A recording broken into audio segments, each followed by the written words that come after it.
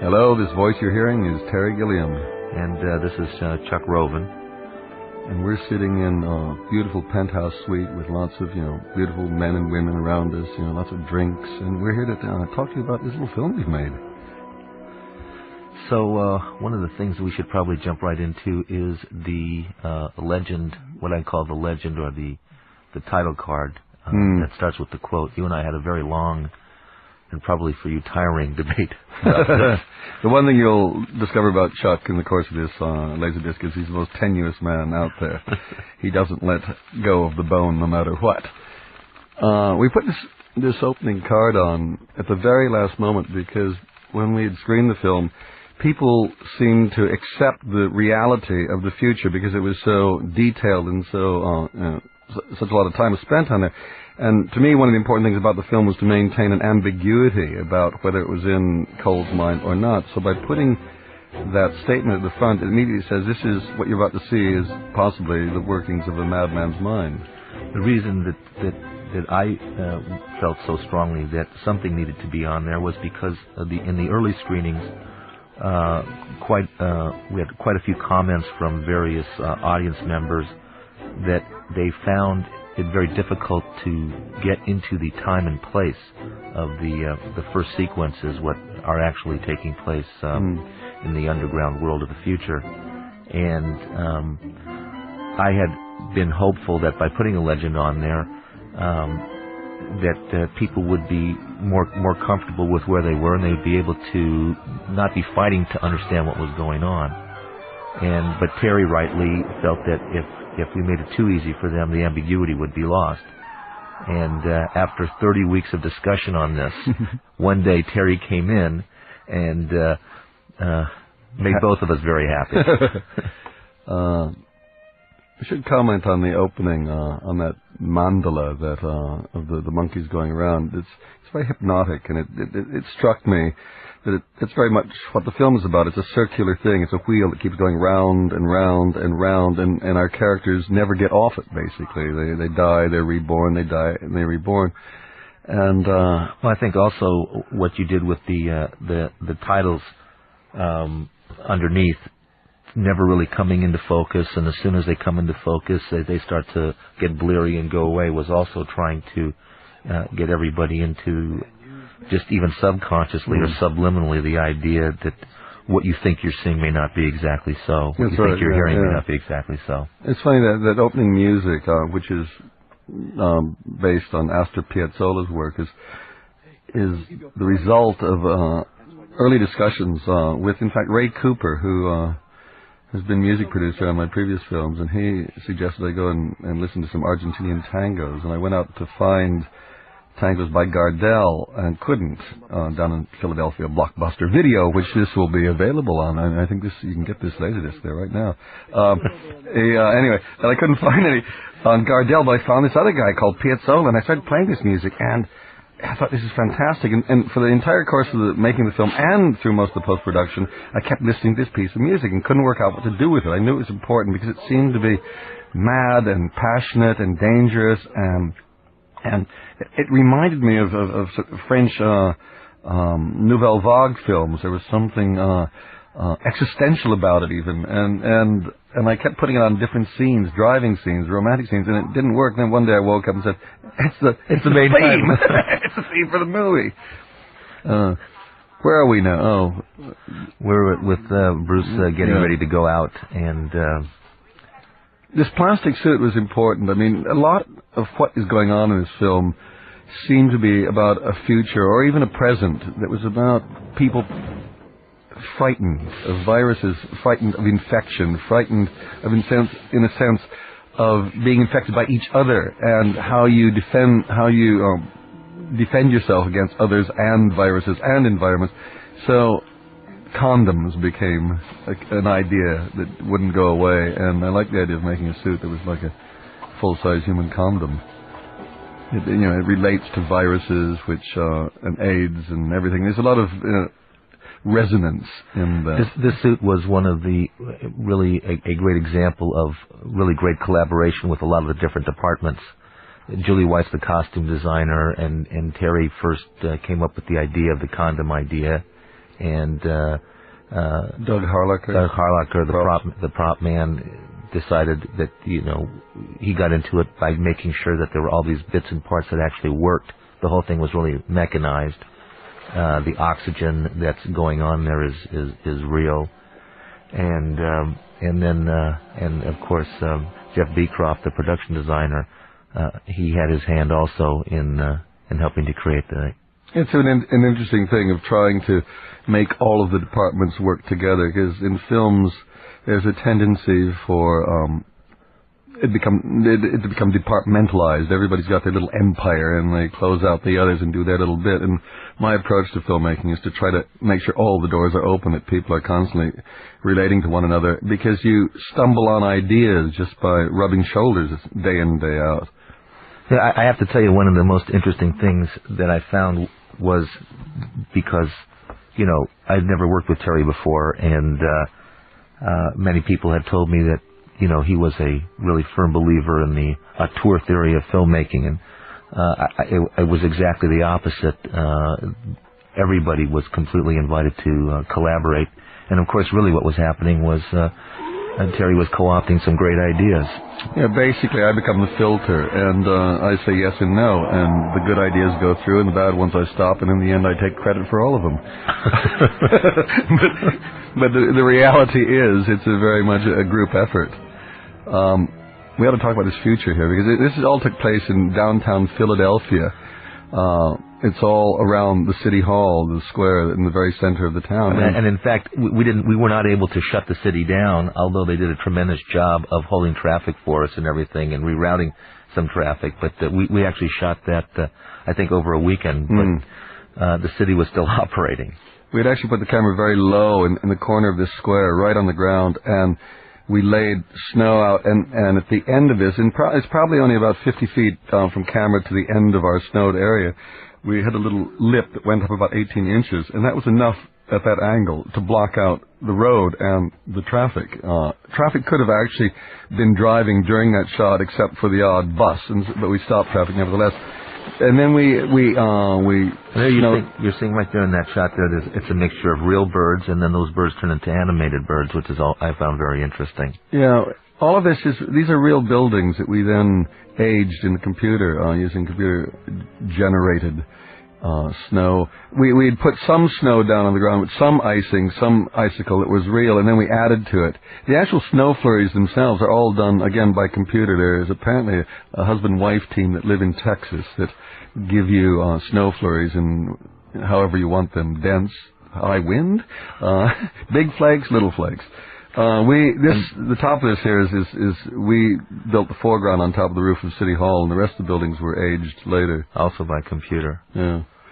This, of course, was done in the parking lot, the shot of the foot revealing. Yeah, I mean, this was actually the last shot that we did, the very, very last shot on the very last day. All of this is sitting, literally these scenes are on top of the City Hall. It's a wonderful building. It's a great Beaux-Arts building, which we had access to thanks to the Philadelphia mayor and film department. One of the things that we didn't have was a tremendously large budget. So rather than being able to build the sets what normally would want to do within the great controlled atmosphere of a stage, we had to find a place that had kind of the bare bones of sets we might use, and that's one of the reasons that we went to Philadelphia and Baltimore, where we found these huge power stations, and all these underground world sets were built there in these great edifices of the great what was it, the machine age? the industrial age of technology, the dream of progress, because this film is very much about decay and about man's stupidity, in a sense, the man destroying what he's made. And there's something about Philadelphia. There was the first capital of the country, formerly an incredibly rich city, very industrialized city, and then after the Second World War, industry moved out, went west, and this place is kind of a strange kind of wasteland. It's almost a third world city with a very rich center, and after that it just disintegrates. So we had access to these two power stations that there's no use for them anymore because there's no demand for that electricity. But it's too expensive to tear them down. Yeah. I think the cost of tearing one of these power stations down was estimated to be about $25 million, so they were there. What's interesting is, what I like is going into places that exist, because we find things in there that you wouldn't invent normally, and then you adapt them for the film. Because if you sit down and design a set from scratch, I find it always very limited in its scope, and it's lacking in surprises and quirkiness, things that it's too controlled. And so by going into real places, you're forced to think and rethink your ideas, and you adapt them to these places. The video ball and the chair were important elements in this film, because I loved the idea of an interrogation taking place where the interrogee is higher than the interrogators, which is not the normal way of doing it. But there's a sense of vertigo when you're hanging up there. You're totally vulnerable. It's like a butterfly stuck on a wall, pinned down by scientists, observing and dissecting this thing. That was the feeling I wanted. And yet, then I wanted to again separate people from people. So even though they could be having a direct conversation, there's this technology, all this video works in the video ball intervening between them. So for Cole, he's never quite able to see the scientists directly because there's this technology stuck in his face. What I really loved about the video ball was the sense that the video ball was sort of sniffing him out, even though it was a visual. There were all these visual images on front of the ball. It's kind of like a big eye right there, right in your face, so it makes him very small looking and very vulnerable. But I remember when the ball was being constructed and we were getting it ready to use it, I went out there one day with Lloyd Phillips, who was the line producer, and we were trying to get it to work right, to be smooth in terms of it, and it was very frustrating because I thought it really looked terrible. But when it came to the day, those little kind of jerky movements of it actually looked really great. Gave it personality. It gave it personality, exactly, like it was alive. Yeah. I wanted to make that room kind of strange. It was like a puzzle room. The entire film is in that room if you can look at all the details and then put them in the right order. This scene in the police station was actually, again, in the power station. We were way up. This is the first day's shooting, actually. And we were up at the very top of the power station, so it was impossible to get things up there, and it was freezing cold. Everything was as difficult as you could make it. This is one of those moments when you realize, we're making some big mistakes here. But it didn't, in fact, affect anything. We got through it as planned. I mean, actually, it was really a wonderful day shooting because we jumped right into it, and we were curious to make sure to see whether or not Bruce could get past the die-hard image and show himself to be vulnerable. And I remember at the end of the day you were very, very pleased because it was very clear that we were going to see a different kind of acting from Bruce than... Yeah, it was fantastic. I mean, and he has in a strange way, he has no ego when he gets involved in this. He was quite happy to do anything to make him, the drooling, the slobbering, the drug haze that he's in. He has no fear of that, and that's exciting. Again, cages. Cages are constant throughout the film. I mean, it begins in a cage. We're in cages here. It was always that sense of people. And I wanted, especially the cages in the future, I wanted them to look like the cages you would see in a lab where you would keep animals for experiments, so that these things constantly are referring to other aspects of the film. Nothing sort of stands on its own. Everything has a reference to something else. Getting Bruce, it was a weird thing trying to decide what he was going to be wearing in this cage, because if he arrives naked, what is he going to do? And he went around, either he mugged an old lady or he found something in a trash can, and it was a woman's plastic raincoat. So he looks like, the cops are going to arrest this guy, some weird pervert wandering the streets, and nothing he says is going to make sense to them. It made sense that it would be something that he might reach for, the plastic, because it would remind him of his spacesuit. Yeah, exactly. Again, that's the other version of the spacesuit. And it's, again, seeing Bruce, this rather tough character from the future, and now we see him like this caged animal, this pathetic creature who is totally vulnerable, lost. It was important to achieve that. From the beginning, when we first started talking to Bruce about this project, it was trying to trying to get him to have a sense of total lostness. Is this the word? It is now, folks. And it's confusion, lost, vulnerable. And he's not really shown that in previous films. And to me, that was, I suppose, from my point of view, one of the biggest jobs for me is to make him feel comfortable enough to achieve that. Madeline, on the other hand, was.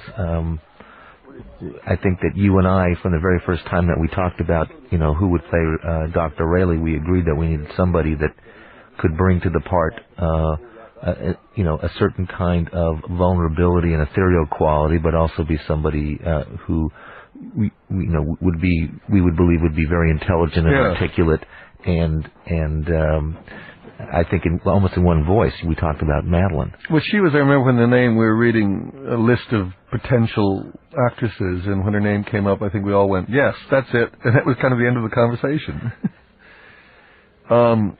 They keep going on in the reviews about the number of times you see Bruce naked. I don't know what this is telling us about the reviewers. They seem to be very excited about it. In fact, they said it would sell very well in video. So obviously there's a big gay market out there that we should be tapping. It's very strange how reviewers obsess about things like that, because Bruce has been naked in enough films. People are always naked. Why is it even something one discusses? Because the point was, we keep seeing him being showered. He's completely stripped of anything. He has nothing other than just his skin and bones. And obviously, when somebody's naked and he's in a completely vulnerable situation, and that's where we shot this was, and I know you keep correcting me. I always keep saying that it was the first prison in the United States, but it's actually the first penitentiary built in the United States. And penitentiary is a very specific word. It's about penitence. They weren't there to be punished as such. They were there to discover their God. And it was all solitary confinement. And it's built like a great wheel with spokes, and all of these corridors go from the central core. And people, apparently the suicide rate there was incredibly high, because this idea of just being stuck in solitary with you, your soul, and your God drove people crazy. So it seemed the perfect place for a mental hospital. I think actually this building was built, in the late in the late 1700s. It was a 1790 or something like that. And it was, I think, used up until the 1920s or 1930s. Al Capone was held there briefly, yeah. For me, what was interesting, because mental hospitals don't look like this. And we had to make a choice of whether we were going to go and be realistic, or we would show the world, in effect, through Cole's eyes. Now, this room, it really intrigued me because it has these three corridors heading off. So it's this triangular room with three tunnels to escape or to whatever, and it seemed perfect for a schizophrenic brain.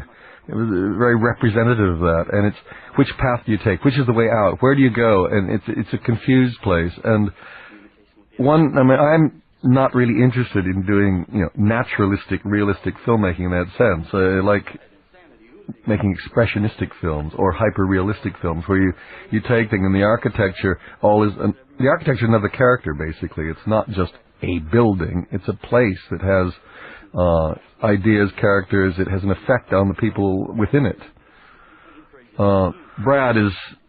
This is the first day shooting on Brad. He arrived after months of preparation, and he exploded this day. It's extraordinary. It was wonderful. I remember when we first got together with him, he had initially was interested in playing the Cole part, and we told his representatives that we felt that he was too young for that role, that we needed as much distance as we could from the age of the character as we see him now to when he was a little boy, so that there would be a better sense of not a clear memory of the dreams. And then remember that you and he met in London, I think, for the first time, and you guys started you started talking to him about the role of Jeffrey Goins. And he was kind of ready for it, because what actors always do in these meetings is they prepared, and they show you the character that they're trying to sell you on. And suddenly Brad, who has always been notoriously laconic and quiet and all, suddenly was a very bright, bouncy, zippy character. And he can do it. He's got the stuff. And what was interesting was that he was so determined to prove he could do it. And in a sense, that's what was true with Bruce as well. These were people trying to show to the world that they had a greater range than the system encourages.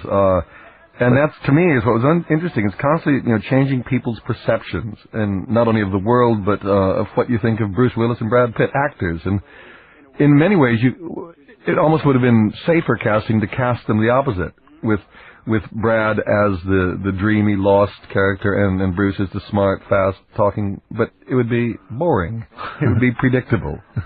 Well, Brad really went into, from the time that he knew he had the role, which I think was in October. He actually didn't start shooting until April, because he had this film 7 that he was doing in between. But from October, he went into a very rigorous schedule of trying to build up his what do you call it, the syncopation of his talk. Basically, we had a voice coach with him, and he had to literally work like an athlete, training his tongue and his lips to sprint rather than be a marathon runner.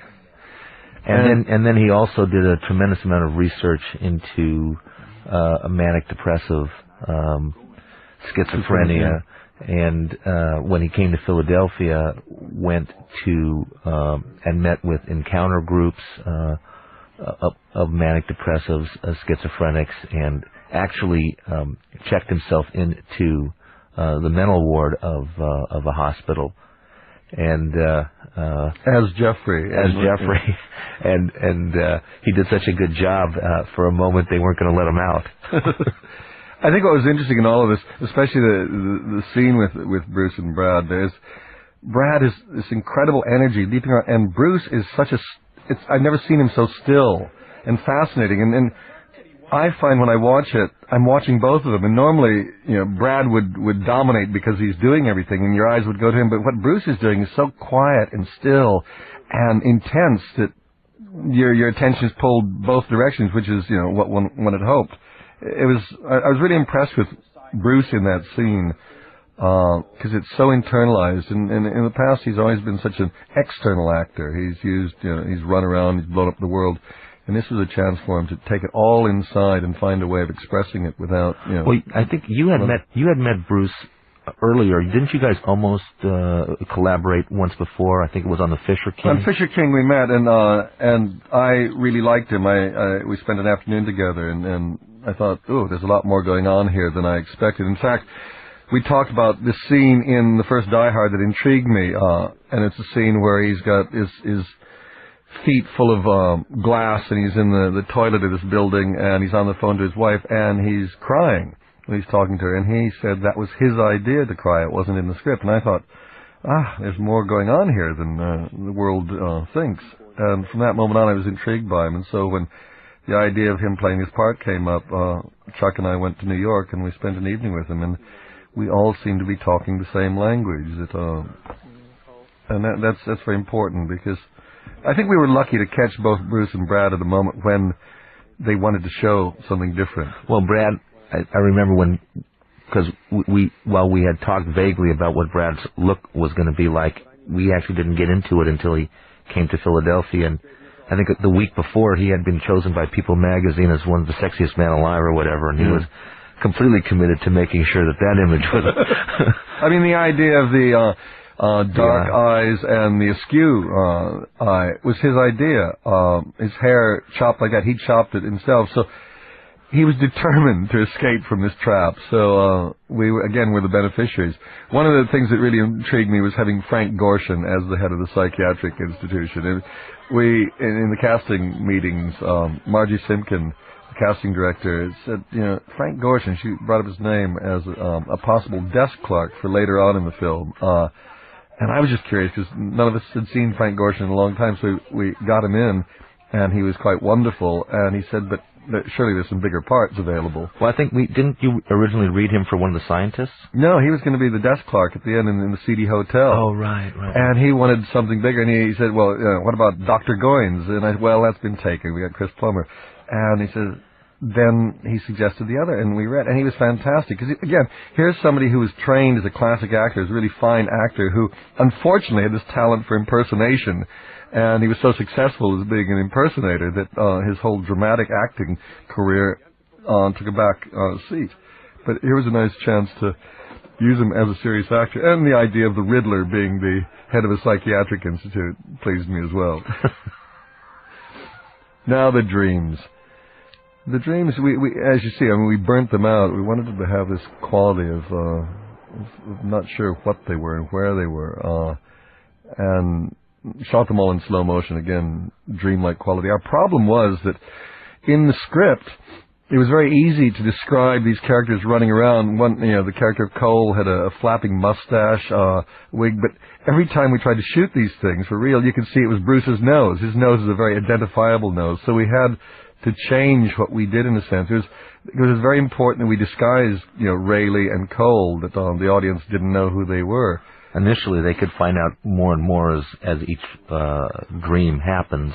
More and more, the idea was to reveal more and more, but initially they needed to be completely camouflaged. Yeah. And the camouflaging had to happen not just as a result of the way that they were made up, but also, I think, the angles that you chose to shoot. Yeah. It was actually very hard, and particularly Bruce, because he's got a very unique nose. It starts off as a very exciting nose, going to be a great Roman nose, and then it goes clunk, falls off at the end, and you can't disguise it. Again, we're the mental hospital. This was actually the very center of the penitentiary, and working with this spider was quite nice. I mean, Bruce was, again, a lot of people would panic about a spider, but he really got into it. And eating the spider. Well, the spider, at the last minute, we had to make all these and chocolate spiders. Yeah. But again, I find Brad's manic behavior, all of his the hands are just extraordinary. And it's again, what intrigues me about these two very different styles of acting. Now, what's interesting when you talk to people about the film, there are those, it kind of splits the viewers, those who prefer Bruce's style to Brad's style, and then the others who prefer Brad to Bruce. It's intriguing how Brad is over the top, and other things he's spot on. Some people think Bruce is underplaying, other things he's spot on. And it's two styles that are stretched. I mean, to me, I don't have a problem. I like that huge breadth of acting styles. But a lot of people, when they watch films, want things to be neatly packaged. You don't want to be funny and serious at the same time, and I try to do both. I'll tell you what was really an extraordinary thing for me was, Bruce allowing himself to be so still while all of this whirlwind of Brad is around him. Yeah. The control of that, I thought, was really, really tremendous. But that's that's a smart actor at work. You make a choice. Either you try to compete on the same level, or you take the opposite. And he did, and it was right. And at the same time, what was nice on these days, working with the two of them together, is how supportive Bruce was to Brad. Because Brad was like the new kid in town, and Bruce was the old gunfighter. And rather than competing, he was incredibly supportive. I mean, in those days, he was wonderful. When we were shooting this sequence, wasn't it right near April Fool's Day? And didn't you and Brad concoct some kind of a fight? Yeah, no, that was actually later. It was later, but we did. Brad came up and said, "April Fool's Day today. Let's do something, and let's start a fight." And we did, and I started pushing him and saying, "Spoiled actor, you're late." And I think he was a bit surprised by how thorough I was in my anger. And I looked at his eyes and I saw shock, but we had to keep moving. We actually had we almost came to blows. But what was fascinating was to watch the crew disappear. How everybody wanted to get involved, except for Vinny, who was the focus puller. He was the oldest member of the crew, and he was the one that came in. And of course, as he grabbed us, we all turned around and said, "April Fools." But it's very interesting how a crew operates when you see a battle between the star and the director, how invisible they become. Yeah, nobody wants to intervene in that one. Everybody thinks it's the fastest way to go home. Yeah. Now, Brad's mooning was his idea again. I mean, I take credit for nothing in this film. I just let it happen. And there again, I think we got criticized by by some for saying that there was another reason. Yeah. They think we're being opportunistic, but we're not. I mean, it just seemed funny at the time. I love it when actors come up with ideas. That's the great thing. It's not about directing them and guiding them and giving them all the ideas. What you do is you try to make it a comfortable experience so that they feel confident in taking chances and supplying new thoughts. And what about this? And what about that? And if you make them comfortable, you get all this for free, basically. All of this stuff with the rabbits and the animals is real footage, folks. That's what really goes on in the name of nicer eyeshadow, better lipstick, those things. And it's very interesting how the audience reacts to that. When they see that, they really gasp. They hate it. But that's probably the only real thing in the film. I think everything on TV, almost everything on, well, I think the newscasting we created. We created all that. But almost everything else was from various bits and pieces of real news footage that we ended up making, television basically a repository for cartoons. We reduced it to something as simple as that, which is kind of my view, a personal view. What was very nice, too, is that we used a lot of local actors, again, because we were making a film, even though we had big stars in it, it was very much like making a low-budget movie, and we had to get local talent. We couldn't afford to fly people in from L.A. and New York, and that was one of the most satisfying parts, to discover all these people in Philadelphia, good actors, good people who hadn't had a chance to, do their work. It was really surprising. Many of them worked in local theater and did, local shows, and they were really excellent to work with, and very committed. These were the most method actors of all in this scene. All the people playing the madmen, because once they were in character, they kind of stayed in character all day long. What do we got here? Marx Brothers, Keys. I mean, it's just wonderful things in the script from David and Jan. I mean, the whole idea of this word key, which became monkeys, and Key West, and the Keys, Florida Keys. It becomes quite hypnotic.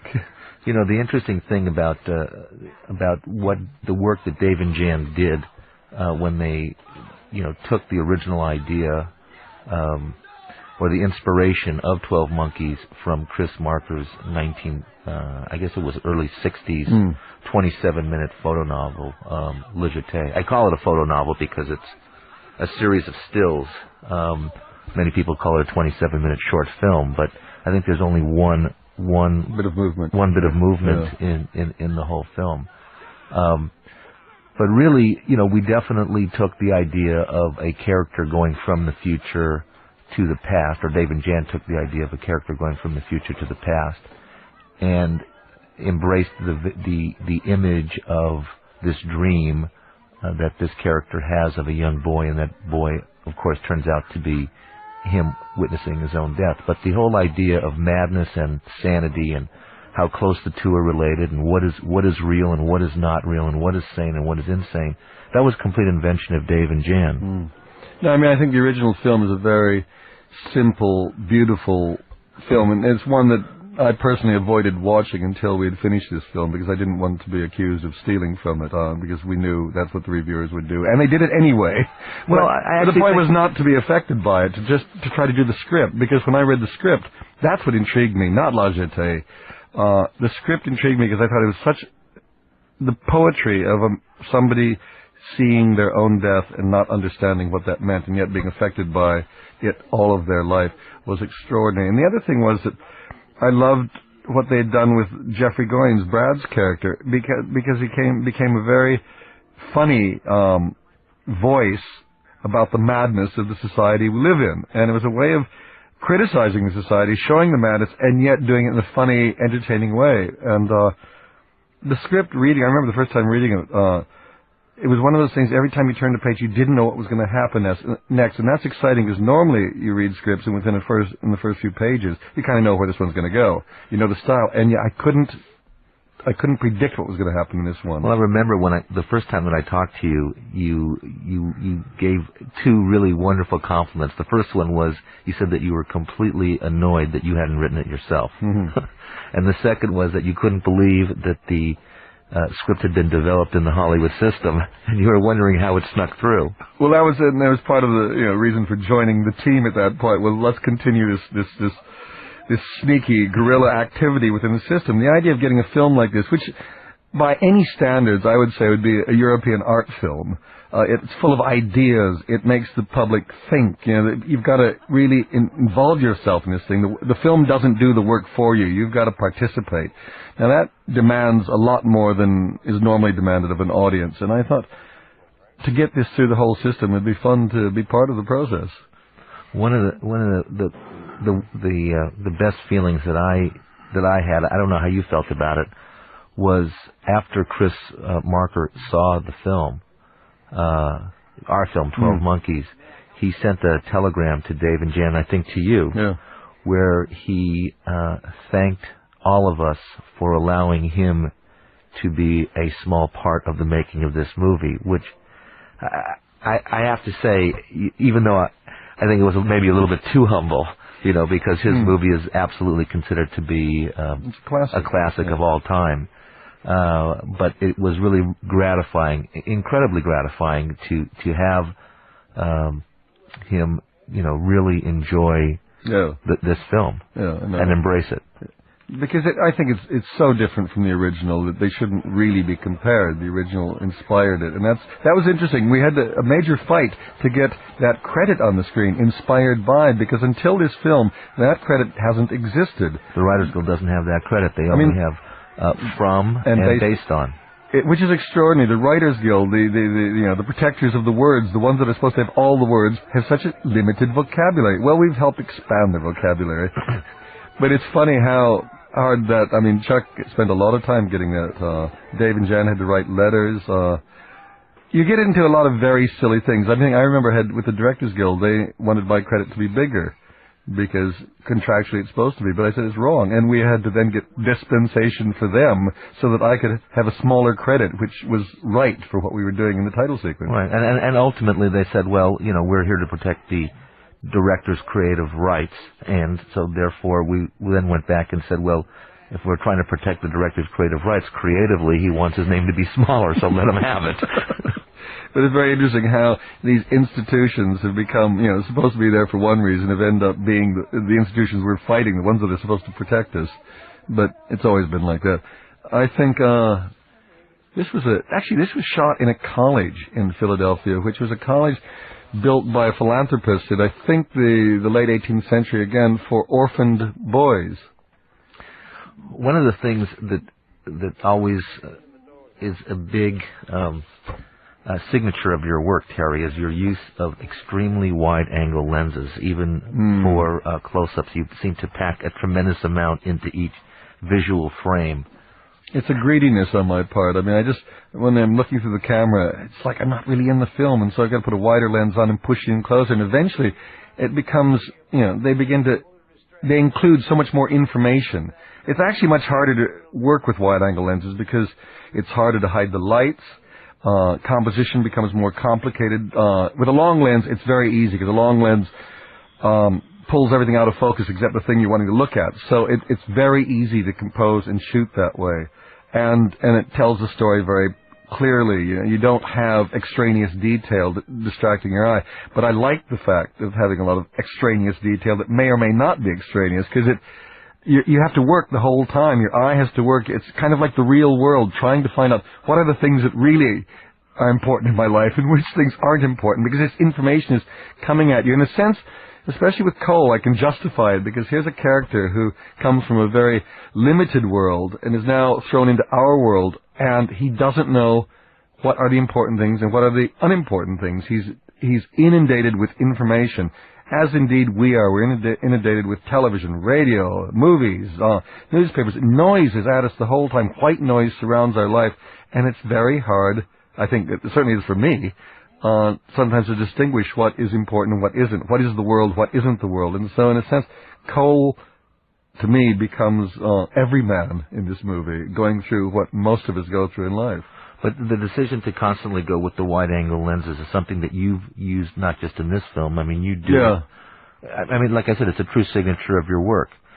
And you've worked most of the time, I think, and on the movies that you've directed with Roger Pratt, right? Well, didn't he start as the... Yeah, he was the clapper loader on Monty Python and the Holy Grail, and we became friends then. And for years, I kept trying to get him to make the leap to become a director of photography, and he always held back because he's one of those people that had to earn it, who had to learn the craft before he took the mantle on. And I've always, respected him for that and loved him for that and Brazil was the first film we worked together on, and it's a very easy relationship. Most of the time we barely talk to each other, we grunt. It becomes sort of Neanderthal directing, and because we know what we're doing, and we don't spend a lot of time theorizing over what it is or isn't we should be doing. We get a few pictures, books, a few ideas. And so he was the director of photography on Brazil, and he was the director of photography on Fisher King. Yeah. And so this is the third time, yeah. And the English system is extremely different in terms of how cameramen and directors of photography deal with the director versus the American system. I mean, even though most of the time in the American system there's an operator and a director of photography, in the English system, where there's also an operator and a director of photography, it seems that the operator gets almost as creatively involved as a director of photography in the angle and the lens size that is discussed with you. How does that work? Well, it becomes this trio. I mean, the operator is the one that's sitting there on the camera that has to actually physically capture the moment. And oftentimes the DPs, especially in America, they just worry about the lights. They set the lights up and let I'm confused. I'm saying that's the English version, where the operator is in a sense choosing the shot. The operator gets the worst credit on a film for his for what he contributes to the film. It's a credit that's way down the bottom, and yet Roger and I and the operator, whoever it's been, in this instance it was Craig Hagenson, who also operated on Fisher King. We work as this little trinity, and I don't even know how we work. We just know instinctively what we're doing, and we'll put a lens on, say, put an 18mm lens on. We look at, no, that's not right, and we have this very informal, easy conversation, and it also becomes a game sometimes. It's just fun trying to get a better shot, well, that's the one thing that I always found out about you, Terry.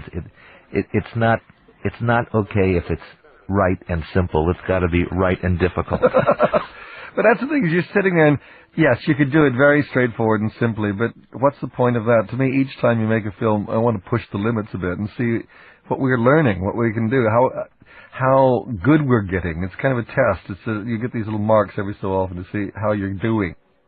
Wasn't this set described as a dark room and coals wheeled in on a gurney and slid into a steel tube, and that was it? And I mean, I felt that somewhere in the middle of the film we had to really show the future again. We had to give the audience a spectacular moment, because we have a big opening sequence, and then we never see it properly again. And we again, this is in one of the big power stations, and what intrigued me was this huge face of this condenser, which is about 18 foot in diameter, and this massive steel thing, and in the middle of it was a hole just about the size of a man. And we built things almost backwards. This is the condenser face we started from. So then the trick was, how do you get the man up there? And we decided, well, let's put him in a rig that flies across there. Then what kind of thing should he be in? Well, it's got to be like the bubbles that they use for people who have been exposed to deadly viruses. And we saw a 24 hours video about the Ebola virus. And these people were put into this weird kind of gurney with a plastic bubble over it, with plastic hands that could reach it and deal. So the person's totally isolated. And we started working from that. And again, I like the idea of a chrysalis. It was almost like a birth in the middle of a rebirth in this film. And you had this amniotic sac. It was also like a chrysalis, and he's naked. He's like a larva. So there's lots of stages of early life, totally vulnerable. And then he's thrust into this great steel birth canal, and ends up in World War I. And to me, it was, again, it's this contrast of textures. It's something soft and light and delicate, and something hard and brutal. And you put these things together, and you get wonderful juxtaposition. So We have several areas in there. There's the technological area there with the big condenser face, and the other area is the medical area, which is all people are in sterilized conditions. It became, when we put the whole set together and looked at it, it was almost like an opera set, strangely enough. And then we've got some strange costumes, like the head scientist. Well, what I really loved about what one of the scientists were wearing was a suit, and then he had the plastic covering on the outside of the suit, and so that the thing that had originally been created for the culture to protect people had now become fashion. Yeah. I really thought that was really an inspired bit of costume design by Julie. That was a nice thing. I mean, I've kind of been obsessed by plastic covers ever since I was a kid, and I think my parents, when we bought a new sofa suite, they had the plastic cover on for years afterwards to protect it. And in Time Bandits, I've got that. It's always this thing of people are so worried about protecting something and keeping it forever that they actually ruin the joy and the pleasure of the thing. It's a particularly American problem, that one. I mean, thrusting him into World War I was always intriguing. There's one thing I should comment on, is the time machine, the interior, when you get that flashing black and white, almost stroboscopic effect. And rather than spending a fortune on the big special effects, when I had my little video camera, my high camera, I was going around the various locations. Yeah, the various locations, and I found these backlit stairs and all these weird rods, and this is somewhere in the power stations, and I ran along with my camera, and it gave this great effect. So that was our time machine. We just got the crew in there and shot it, and it cost us about $5, and that was it. Well, you know, one of the things that you told me early on when we started to work together was that that as you moved along and got more and more involved in the creation of the pictures and the visuals, is that things would have a tendency to grow, and that I always needed to make sure that there was room to let things grow, because and that's one of the things, I mean, I sort of the standard speech to all the departments early on. You know, we're going to try to hold this thing back in and keep it small, keep the budget down, keep less at the start, because it will grow. I used to do that, I remember, on Brazil. We chose one particular studio because it was very small. There wasn't room to build big sets, so we were hampered. We created parameters that held us in check. And it's kind of like that. I mean, because the whole process is an organic process, and it isn't like it's all perfectly planned out at the start. We develop as we go along, as we start looking for locations, and we find something, that's more interesting. Let's change it. The lecture, I originally wanted a certain kind of lecture hall, which you only really find in London, and we couldn't find anything like it in the States. So there was this great building in the middle of Philadelphia. It was built for the Centennial Exposition. But we also got into the fact that I think as we were picking the locations for the Underground World of the Future, and they kept growing in terms of their scope and their size, we all of a sudden realized that we were creating such an interesting world of the future that we needed to come back and make sure that we created a very interesting world of the present. That's right. There has to be this balance to hold the whole thing together. And once it starts, what intrigued me about this was we come out of World War I, which to me was my chance to do Paths of Glory, Kubrick's Paths of Glory. And then we come into this great hall, which reminded me of those great European buildings, again, in Paths of Glory. So there was these strange connections going on, at least in my head. Of course, we had this problem in Philadelphia because we shot this film in the winter, and we had to make a choice whether the film was going to have snow or not snow in the contemporary sequences. And the last, just before we started shooting, I think they had this big, huge storm. I think it was in January, and it was, in fact, the weekend before we started shooting, because I said, whatever the conditions are that weekend, we will go with them. And it was beautiful. There was snow everywhere, and we made the choice to go with snow, and it never snowed again. So every bit of snow you see in the film has been man-made. That was foam in front of that building. And a lot of the snow was made by grinding up ice, so there were people with, cartons of dry, of crumbled ice spread everywhere. We did amazing things for the ice business in Philadelphia during the winter. What do they say? You can't sell somebody ice in the winter. They sold us a lot of ice in the winter in Philadelphia. Exactly. Oh yes. Now this was one of the. This was the start of what turned out to be actually the biggest post-production nightmare of the film. Exactly. This scene originally started normally when you do insides of cars that are traveling, you do them live. You attach the car to what we call what I don't know what you call them. Low loader. A low loader. You call them a low loader. You put a car on it and then you drag it around town and the actors in it. Now, because of the different kind of weird angles that Terry likes, and also because he's not accessible to the actors when they're on a low loader, he actually has to be on the car that's towing the vehicle. After one night of not getting all the work done, Terry said, you know what, we should actually do these shots on a stage, blue screen, and then we'll go out and shoot second unit plates of the background, and we'll marry the two together in post-production. I've done it all the time. It's really simple. It will cost us hardly anything. And we can do it very quickly, and we'll save time in the process. There we go. And unfortunately, there was something that nobody still explained to me properly that went wrong. And in fact, they couldn't pull decent mats off this material. And a lot of this stuff had to be done by hand. In fact, all this car stuff, what you're seeing now, is in a stage in a little warehouse in Baltimore. We wiggled the car, we put it on inner tubes and things, move it around, and it's a blue screen. And the background was shot from traveling vehicles.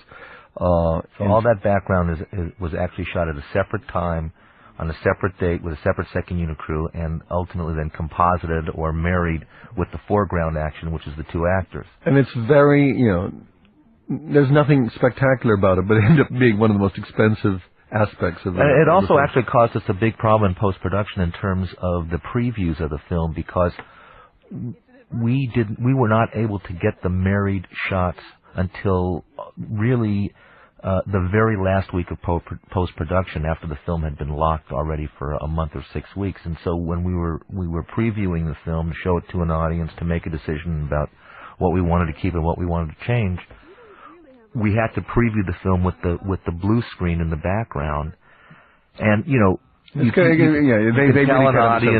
can tell an audience that what you're going to see is not complete, and you can tell an audience that there's going to be these technical problems in the thing. But every single time that Bruce came on with this blue background, the audience would laugh or chuckle or make some kind of noise that they were completely out of the movie, and you knew that they had to get back in. And it was very difficult to tell how much emotional impact this scene had. And this is, to me, this is one of the great scenes in the film. This is one of my two favorite scenes, and this is a moment where we see something in Bruce that we've never seen before, this total childlike joy, this ecstasy, totally out there.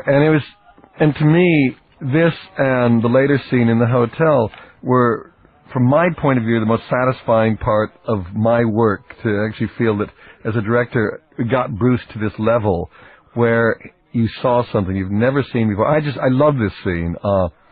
And what was intriguing is Bruce, this was done, I think, in the penultimate week of the shoot. And I said, when we did this, I said, now we're ready to make the film, Bruce. But it was an extraordinary moment, because he did this scene and he just went ecstatic, and the whole crew, we all knew, wow, it's fantastic. And talking to him immediately after, it was like he had lost control for the first time in his career, where he had let go and just let the thing take him over. And it was frightening to him and exhilarating at the same time.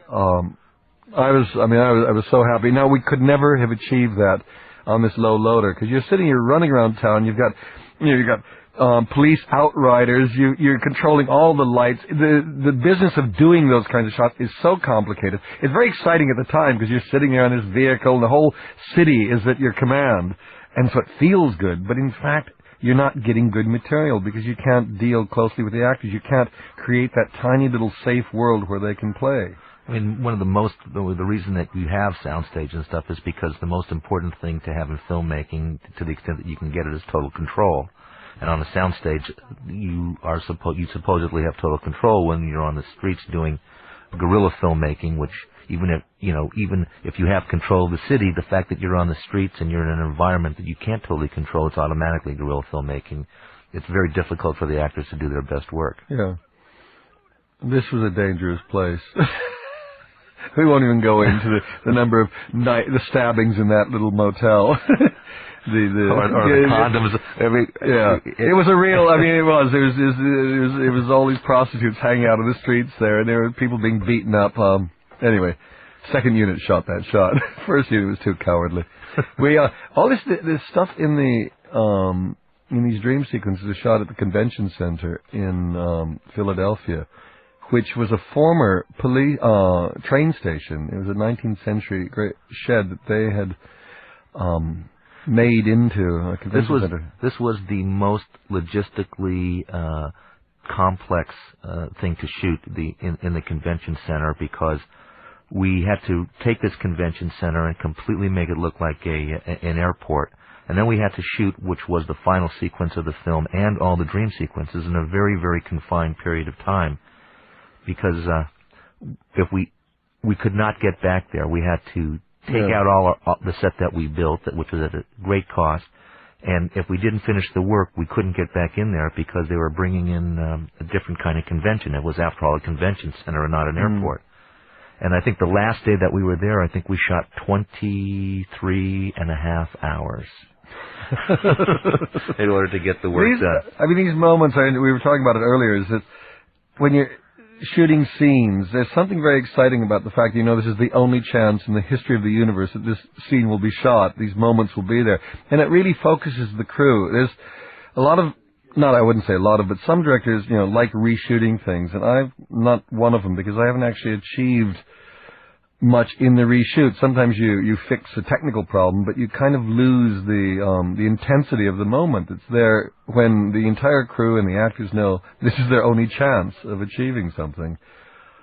It's hard to explain what happens at those moments, because all this talent and energy and years of experience is all focused on these tiny, tiny moments. One of the things that really further impacted this pressure that we had to get out of the convention center was that this was the first, it's actually the only place in the film where Terry had to work with the young Cole, the little boy that Bruce Willis dreams about, that turns out to be him as a young boy. And I remember when we were casting the film, you and I had a debate about who to pick for that young boy. It came down to two kids. I mean, there was this kid that came in on the casting, who Margie and I just said, that's it. It's fantastic. This kid's wonderful, because he was brilliant. He was a great kid in reality, and I said, well, let's see the rest of the kids, and we saw the last kid, and this last kid was one of those instances where the camera loved him. And I always have this problem of thinking, well, sometimes you go with that, even forget about who the person is in real life. Go with what the camera sees. And he had these beautiful eyes. And I thought, since eyes were going to be so important for the shots that we needed for the dream sequences, let's go with that kid, even though I thought it was totally unfair, because the other kid deserved the part. He was everything you want in a human being.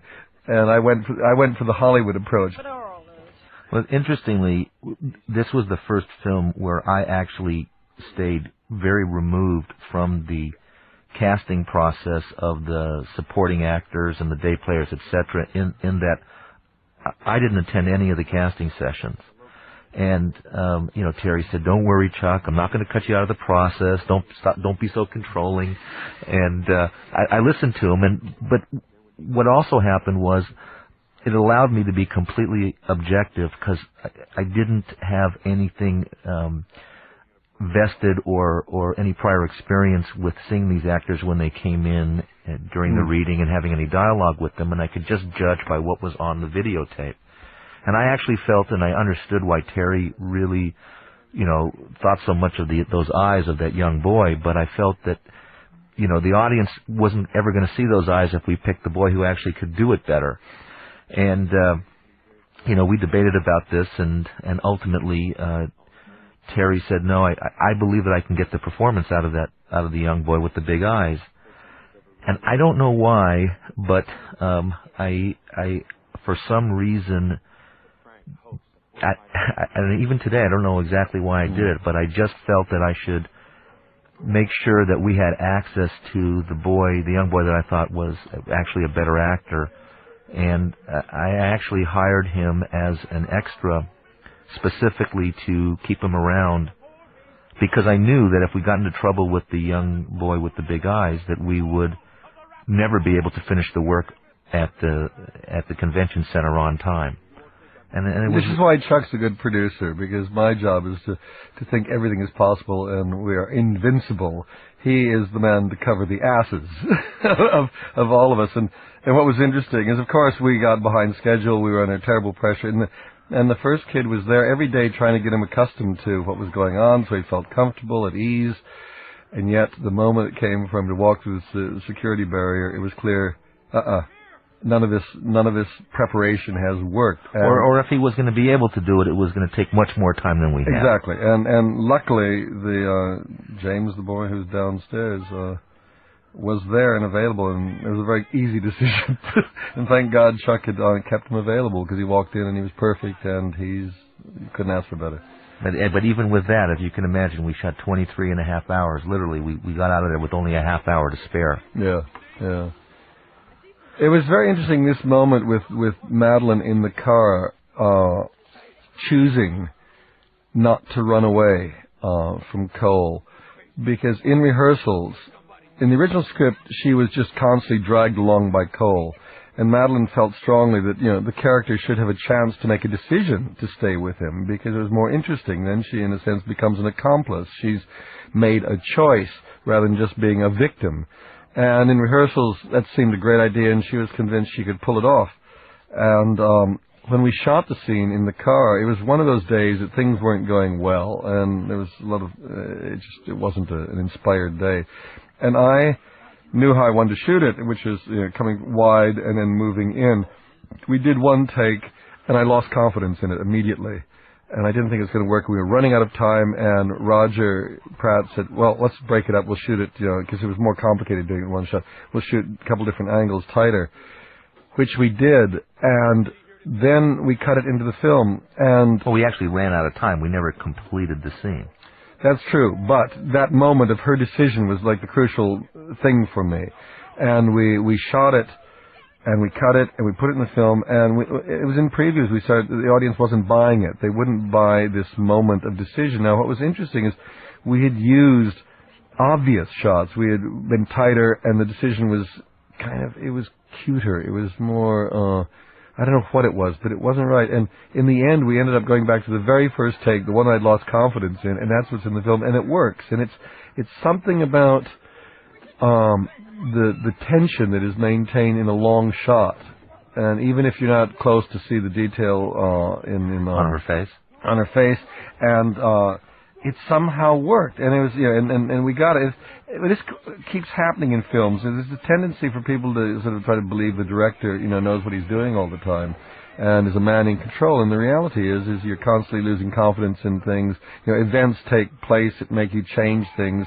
You're not certain. In the editing, you have that moment of trying to pull it all back together and make sense of it.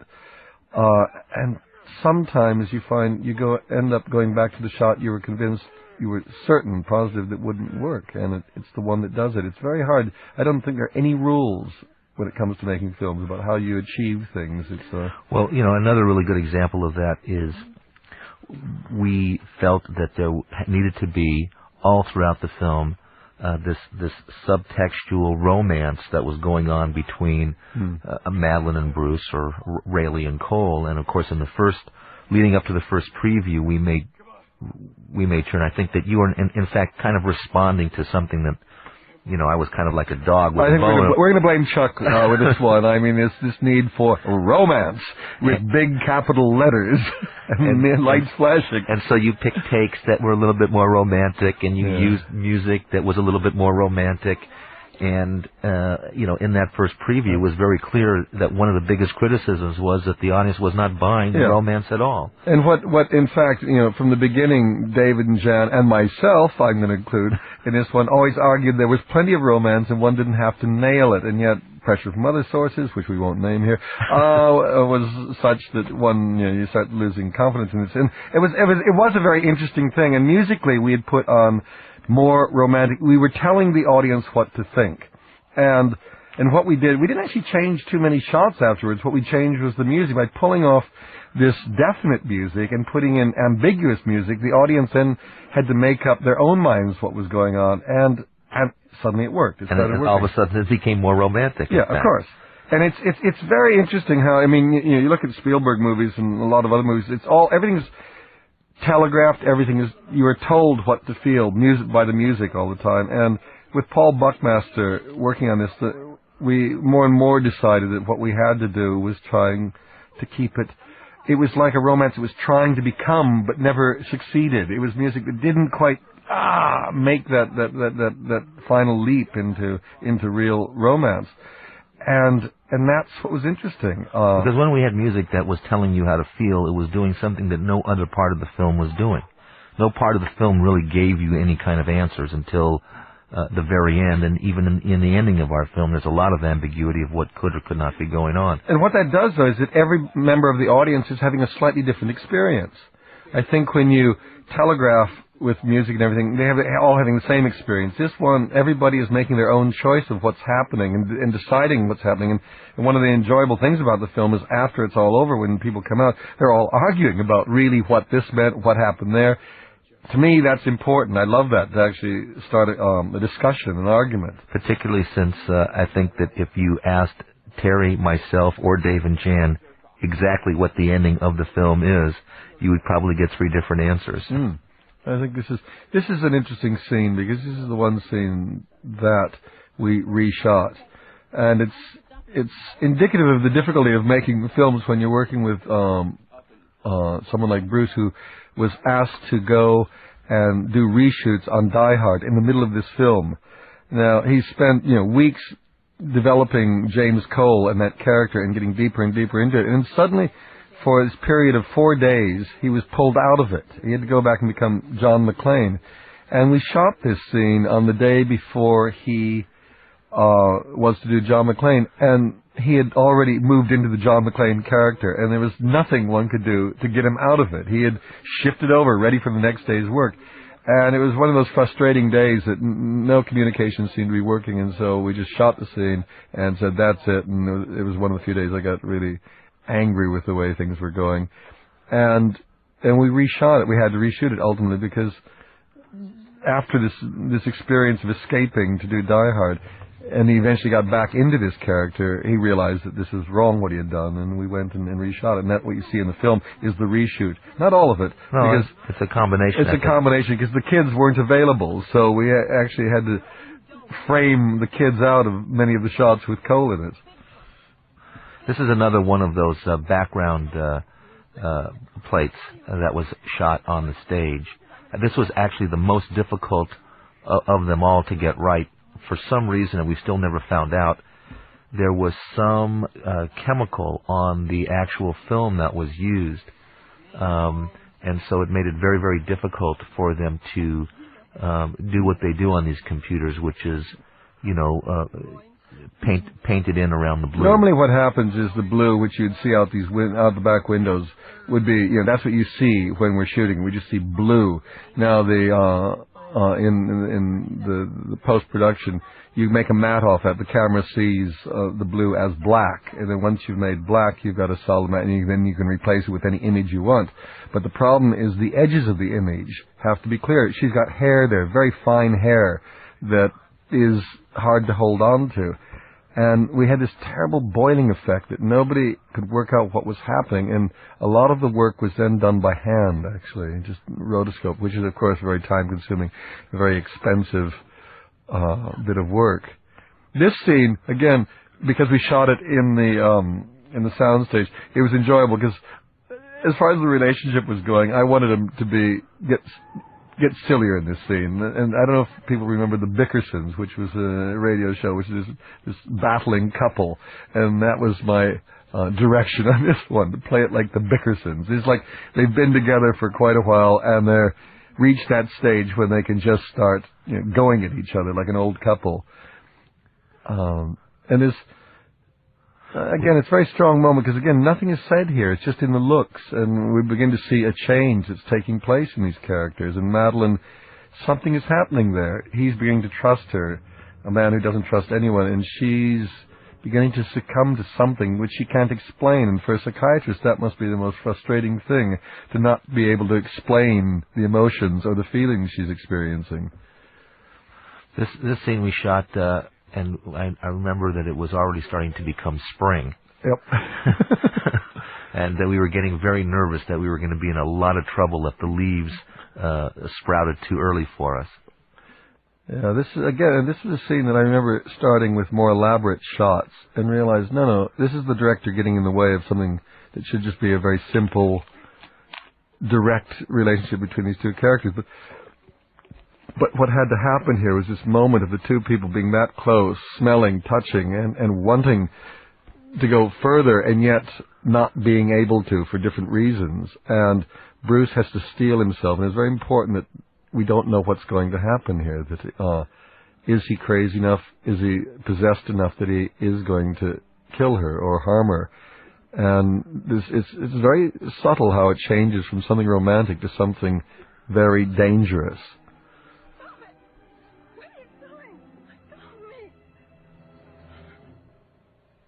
And then, of course, we cut. And this was like a nightmare shoot. This was at night, and it was raining. We had one chance to get this thing, and we were there, and we waited for a small most of the night. For a small break in the rain. And we got it finally and got the shot. If you notice, there'll be water dripping off these cars because the team was out there mopping them down. It rained the whole night except for this tiny, tiny moment when we got the shot. These are the things that drive you crazy because you plan, all this effort is put into this one moment of this, getting to this house and this place. Because I remember there was going to be some display going on there, so we only had it for a moment. We had to somehow get it.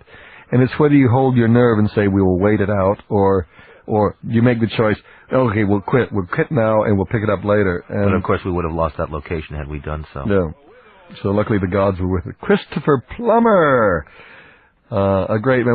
I wanted somebody who had real weight for this character because it's such a small part, and it's again trying to create red herrings for the audience so they don't know who the villain is going to be. And you put something like Christopher Plummer in a small part like that, and the audience immediately thinks, well, maybe he's the guy that's going to do it. It's this part has to be bigger, more important because of the weight of the actor. And I actually wanted to work with Amanda Plummer's father, having worked with her on. Well, I think also as you said, we needed an actor who was going to give the part a lot of weight because you hear him talked about for.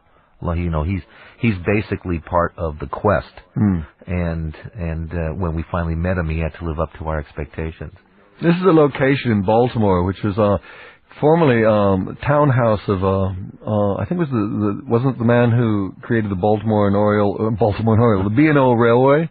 It was a railway tycoon, basically, 19th century railway tycoon whose house it was, and it's now the Engineering Society. The Engineering Society. And we went down there for one reason. The spiral staircase that we see in the next shot. I mean, I was obsessed with this staircase. It was like a DNA molecule. It was some kind of double helix. It was perfect for the nightmare that had to happen at this point in the scene when Cole begins to, or is told that he's in fact responsible for 5 billion people dying. Now, was this intentional or not? But that spiral staircase and the opening titles of the Spiral of the 12 Monkeys, did they come out? Did that come out of? It's all in the back of my mind for these things. I mean, I just know this spiral, this circular, these are the things that was behind a lot of what's going on in the film. A lot of that stuff, I think it's fairly subconscious with me, but I just know it's right. It felt right. I mean, and we had to adjust our schedule to do this, just to deal with this one place. Which I think Chuck thought I was out of my mind. But when I saw the spiral staircase, I have to say that, and here it is, the spiral staircase. I have to say that it was truly knowing what Terry could do with it. It was an exciting thing. I mean, you start suddenly everything's turning in on itself. To me, it's this is where the architecture and the scene are one and the same thing. Everything is working together. I mean, it also again it has. Echoes of Hitchcock again. It's Vertigo. It's the staircase. And since Vertigo comes in later in the film, subconsciously, I think I'm making these connections. We ended up initially going to Baltimore and Philadelphia because, of course, that's where the script was written by Dave and Jan. But yet, if you ask them why did they write it for Baltimore and Philadelphia, they can't tell you. That was what was so bizarre, is we, diligently trying to do what the script demanded. I was desperately trying to not make it my film. I was trying to be just one more hired director coming in to respect the work of the writers, because writers are not normally respected, but coming from writing, I probably give them undue respect these days. But it said Baltimore and Philadelphia, and so we dutifully went there, only to discover that Dave and Jan had never been to either town, that the distances between the town and the original script were totally wrong. There's no reason to spend an overnight trip. It was totally wrong, and yet it turned out to be the right places. First of all, we never would have been able to be able to finance the film and create the underground world look had we not found those power stations. And the fact of the matter is, they're only in Baltimore and Philadelphia. And Bruce is wonderful. I mean, he loves doing his own stunts. He loves getting right in there. He's a great fight director. If his career fails as an actor, he can always get a job as a fight director. Because in those moments, he's incredibly knowledgeable, incredibly skilled, and he takes over, and I sort of step back when he decides to start hitting things. The monkey. This is my favorite moment in the film. When I saw that, it took ages trying to get a helmet made for this little monkey, and again, the props, Doug Harlicker and his people made that. And when I saw that shot, it was wondrous, because here's again something we're talking about for a long time beforehand, and you've got to top it when you actually see it, and the audience howls. It's wonderful. I mean, TV and what's on TV and the commentary of the people on TV, it's almost like another character in the film, isn't it? That's right. It's in this scene in particular. I mean, here we got a scene where the guy looking around, and really this terrible news is being talked about on the television, and we sort of leave it. We just drift off it, and yet it's very chilling at that moment when you think that maybe Cole has killed Rayleigh. I mean, I remember reading that in the script and falling for it totally. And then this running through the woods was again a kind of a repeat of the time machine mode of this strobe effect. And I love this shot because Bruce is like this hunted animal. His head is about a foot in front of his body when he's running. The whole way he was running that night was quite wondrous. It was a strange bit of woods that we found and worked in. I was going crazy then because I spent the night pulling leaves off trees to make it look wintry. Well, this was, I think, one of the tensest evenings that we had, because everybody had a slightly different opinion of what Rayleigh's ability to stun Cole would be if she kicked Adam out of the trunk.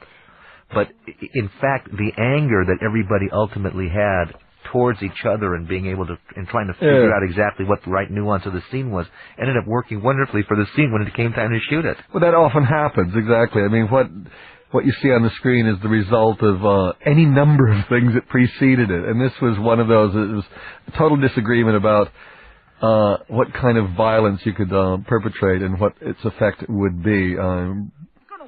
The human race, not you or Jeffrey or anybody else. Well, I mean, he was coming from that place, and of course Madeline was coming from the place that if she was furious enough, a kick to his jaw would be effective. Yeah, and again, I love this shot because we just stayed here on one shot. Again, we're not cutting. We didn't have time. It was one of those nights where we ran out of time, and so it's just very simple. You shoot it simply, and that's one of the things I enjoyed on this film is not getting too clever sometimes, because I think there's a lot of films now that are done with so many clever cuts and shots and angles, you never get a chance to just let the characters do it for you. And it was important to just let the characters do some of these scenes, not to intrude with what the camera is doing or clever editing is doing. Let it be simple. This is also one of my favorite moments here when he disappears at the end. Yeah. I mean, when I first Bruce got very funny this night. He was just fabulous. Fabulous. I agree. And he was just this kid, and he started leaping about. And then in post-syncing, when we started putting the voice on over this, he came up with more ideas, And I think it's a real insight into Bruce's soul here. Yeah. I mean, and it's a side that, again, his career hasn't been based on revealing this side, and so he's slightly nervous doing this, but when he lets go, he's so sweet and so innocent, and not any of the tough guy that we normally associate with him. And I think that's true about Bruce. He's a really sweet, lovely, decent guy under all of that macho facade that he shows the world. And Madeline, I love this scene with her because again, cutting from that kind of madness and silliness to this beautiful face that is so strong and so intelligent and so... Every take she did on this day, in fact, almost always, there were different colorings. She's as an actress, for a director, you can't ask for any more because each take is slightly different. They're all within the character, but she gives you all of these various colorings, these little choices that in the editing you've got everything you'd ever want to work with, and you can just frame, shape these scenes. A lot of actors don't do that. They give you the same thing again and again and again, but she finds little ways of doing it. That's right, but I always thought that you guys talked about whether or not she should do a little bit more in take 2 versus take 3. Oh yeah, no, I mean that's it. But the fact that she can do it is the thing. A lot of actors can't do that, and they in this range. And she would do it. You'd talk about it, but then what she would do would always surprise you. That's what the exciting thing of watching a take unfold and see. Good God, look what she's doing now. Oh, that's fantastic. The reading on that, just the emphasis on that syllable. Oh, I couldn't have imagined that. You do that, and she's one of those actresses that surprise you constantly. You never feel she's acting. That's the other thing. And maybe that's a bad thing sometimes because, critics, the world like to see acting. They like to be aware that somebody's acting. Madeline, I never felt that. I feel she's so transparent, I just believe her. Right, and in a strange way, I don't think she gets the credit she deserves because she's not showy about what she does. Oh, she is very, very subtle. The next scene that comes up, the scientist singing. Well, yes, this came out of... I would have to say that this is definitely a Gilliam signature. There was something in the original script. Every time Cole came back to the future, it was this dark, dismal place. He was always being punished. He was always being attacked by them. There was never any relief from it. It was never a moment when he had actually achieved something, and it felt it was important that he's actually achieved something this time around, and they should reward him. And then we came up with the idea of singing Blueberry Hill, and it was just... And it got sillier and sillier, and in a strange way, it becomes even more nightmarish, because now, what is really going on here? This is getting very strange. And I love this idea of taking this painting, and we use the music from the Key West, the Florida Keys, which was Santo and Johnny. Sleepwalking. And all these elements are tying together, and you're looking at something, what is this? And then suddenly you realize it's a painting, and where is he? And the future has now been transformed. It's almost Pythonesque, I'm afraid. But, actually when Terry got involved, which was somewhere between the second and third draft of the screenplay. Well, it was actually after the first draft of the screenplay, Universal, a creative executive there by the name of Barry Isaacson, he actually slipped the script to Terry because nobody really thought that after the Brazil experience, Terry would possibly do another film with Universal. And Terry responded to the screenplay, but at that time it looked like he was going to be involved in one of 2 other films. But nevertheless, our desire to have him direct this was so strong that I did get on an airplane and I flew to London and met with him. And I got a free lunch. And I'm a sucker for free lunches. But we made this kind of handshake agreement that he would give his notes on this draft, and David Jan would go away and write them, and however long it took, and then we'd send him the next draft of the screenplay, which was the second draft, and if those other 2 films hadn't moved forward appreciably, he might cast his lot with us, and that's exactly what happened. But most of the changes that occurred in the screenplay after Terry got involved had to do from the point in the story of when Cole came back to the future for the second time, which was exactly the point that Terry made, which was it was a little bit redundant that he was always going back and always being treated poorly by these scientists. It seemed to me, especially in this instance, that he goes back and he gets everything that he wants. He gets a pardon, he gets a clean sheets, and so by the terms of that world, he's being treated as a hero, and yet he makes his choice to leave it all behind, to come back, to risk everything because he's in love with Rayleigh. Which was a great point because it really increases the stakes for Cole. There was no the dramatic stakes for Cole if he was being treated as a prisoner, even at this point when he had come close to the 12 Monkeys. of course he's going to want to go back and be with her because he's being treated poorly. So Terry made the point, and it was completely embraced by myself and Dave and Jan, that he has to have an opportunity to have a good life here in the future, to the extent life can be good in the future, so that he's really risking something when he decides to go back. And there's also something that I'm not sure if it works or not, but it's because the scene is so mad, it's like the Mad Hatter's Tea Party, it's something out of Alice in Wonderland. You maybe begin to think, well, maybe it is in his mind when he comes back and says, I can talk to them, I tricked them. You know, there's that sense that, it's a surprise for the audience. They're seeing a different view of the future, just when you think you know exactly what's going to happen in the future. And of course, the fact that at this point, the two characters are exactly the two lead characters, Cole and Rayleigh. They're completely changing places. That's right. And that's what I loved about the script. I mean, that, you know, they both have an idea of what the world is, and they both at the same time change their viewpoint to that of the other person. And it's extraordinary. And I think for a psychiatrist to completely come apart, you know, and I love that speech about, you know, we're the new priests, we're the ones that can explain the world, we have the answers, and then it all starts slipping away, and the fact that there are no clear answers is wonderful. And this whole latter part of the script is wonderful, how it flip-flops back and forth about who's right, who isn't, who believes what, and I think for the audience it's happening as well. The trick was to try to get the audience to be as lost as the characters, in a sense, to go right with them. You know, another one of the things that you told me early on when we started the pre-production process was that the deeper you get into the making of a film, the more what the film's about becomes what the production experience is about for you.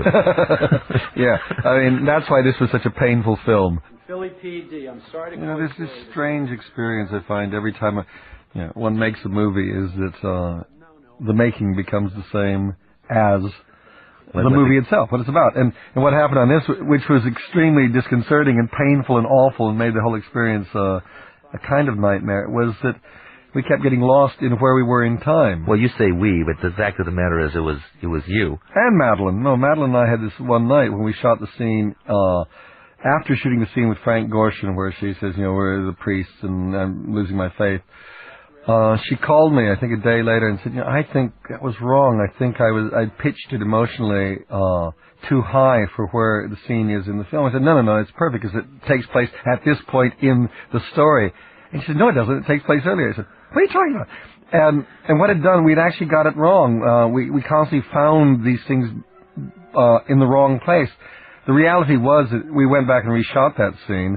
And what's in the film is, in fact, what we did the first time, because... That's right. Yeah, she hadn't pitched it too high. No, but it needed that. Yeah, I mean, it's that thing we were able to discover once we put the film together, that it did need that extra pitch.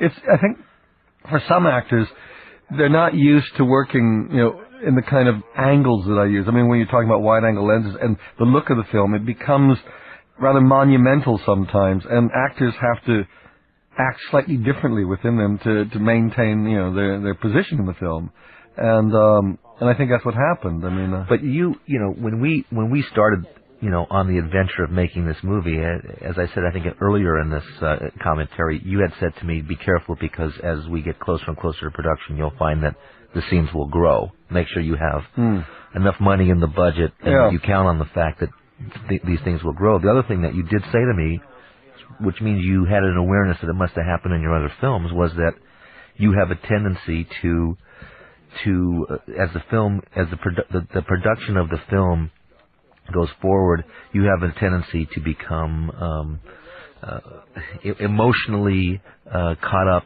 in the making of the film as the lead character is emotionally caught up, and it was very clear that one of the reasons that you weren't having a particularly great time was because you were getting confused. I was Cole. Is basically what happened. But it always happens. I mean, when they were scripts that I'd written myself, they were always there was always an autobiographical element to it. That's why I write things. You know, you write things that mean something to you, that you've been affected by. And so I was always the main character. It gets more complicated in Fisher King because there were two main characters, Jeff and Robin, and I became a bit schizophrenic in that. We're not sure which one I was. This one was a bit easier because I knew I wasn't Jeffrey, even though I really am. But you get lost in it, so the whole process becomes less of this mechanical exercise. It's going through a very complex, disturbing emotional experience when you're making it, and and maybe, I don't know, I find it somehow translates to the film, and I don't want to be. It's like when you're doing a painting or writing a bit of music, you've got to become the thing. That's the only way you really get it. And with film, there's the possibility that because of the technical nature of it, because of the number of people you're involved with, that you can step back and be more Olympian in your approach. But I've never been able to do that. I guess it was really a very positive thing having a guy that was as calm and as objective in the editing room like Mick was, because he was able to interpret kind of what you were going through emotionally and make sure that as he was cutting the film, he... Yeah, it's very important to have an editor who is on the right wavelength, who understands it, who is... Because we're out in the front line, and the bullets are zinging past our heads, explosions everywhere, and he's back in the editing room taking this material that we've done and put it together, and you've got to trust him to be a good judge on whether we're covering it all. What Mick said, because Mick said was, make sure you've packed enough socks for the journey, and what he meant by that was that there were a lot of scenes in the script that we weren't certain about whether we needed or not, because, wait, that seems redundant. We've said that. We've been there before. And then he said, no, just keep shooting them, because we don't know until we get in the editing room whether we're going to need those scenes.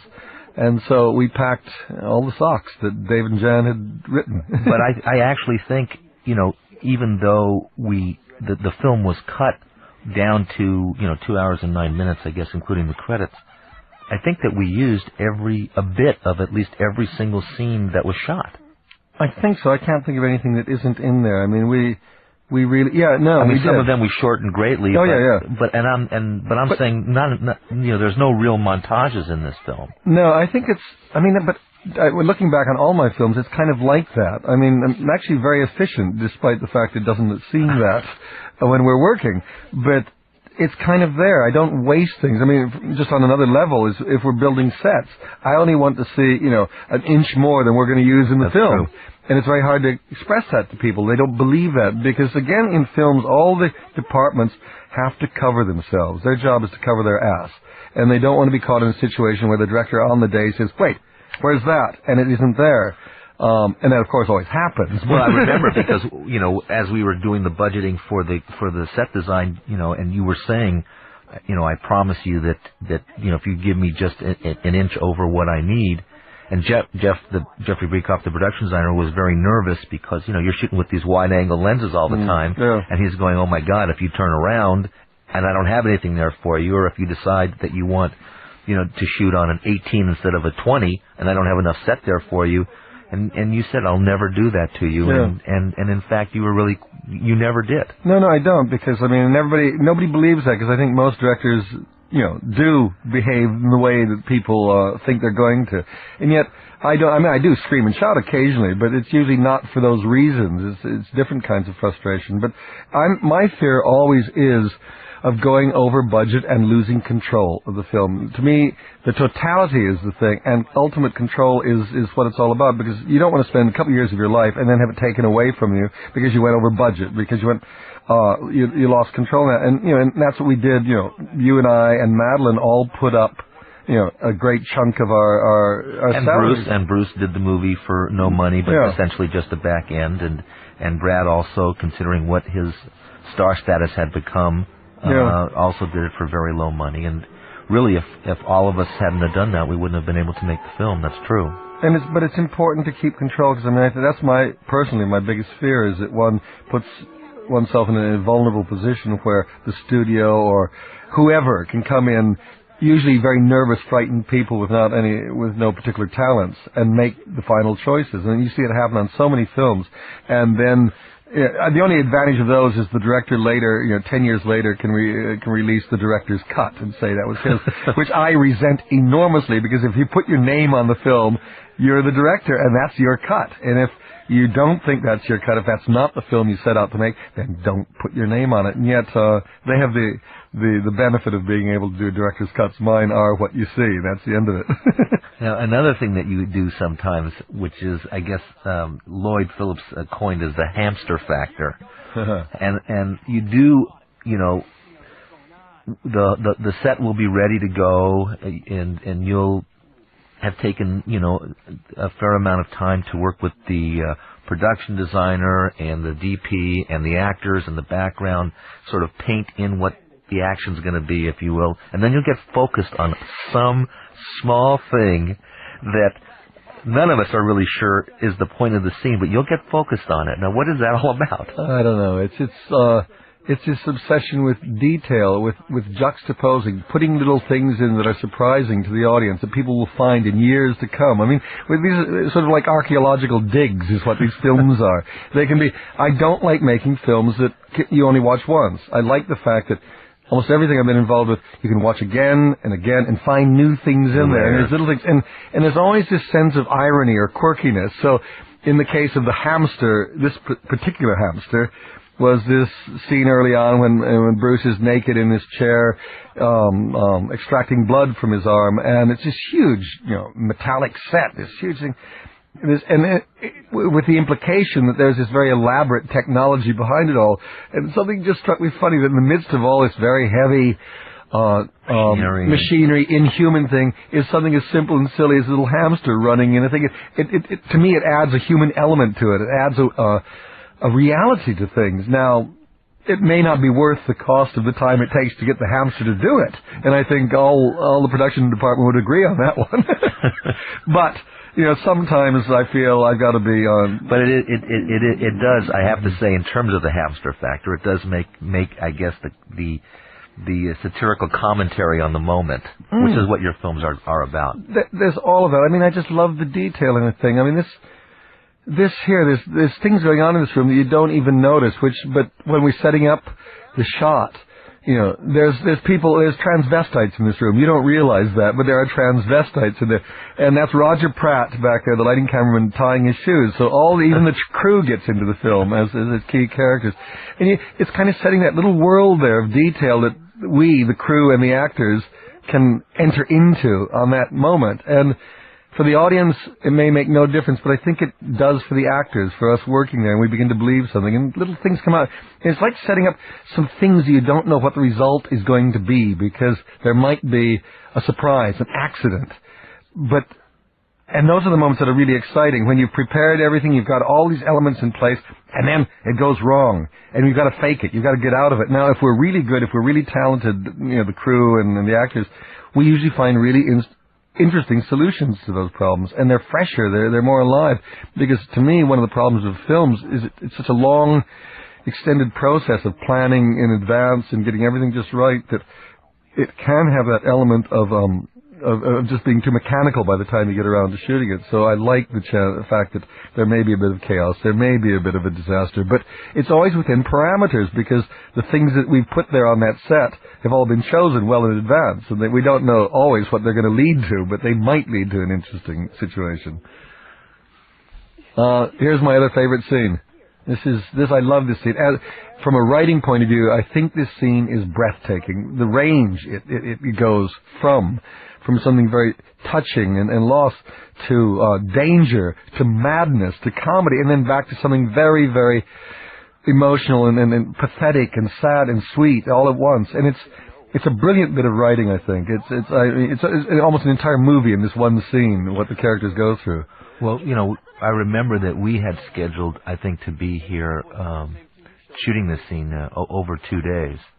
And much of the first day was spent really not shooting very much of anything, but just really you working with Bruce and Madeline to get the performance right, because, I think this is the key moment where, the two characters sort of recognize that they are completely in this together.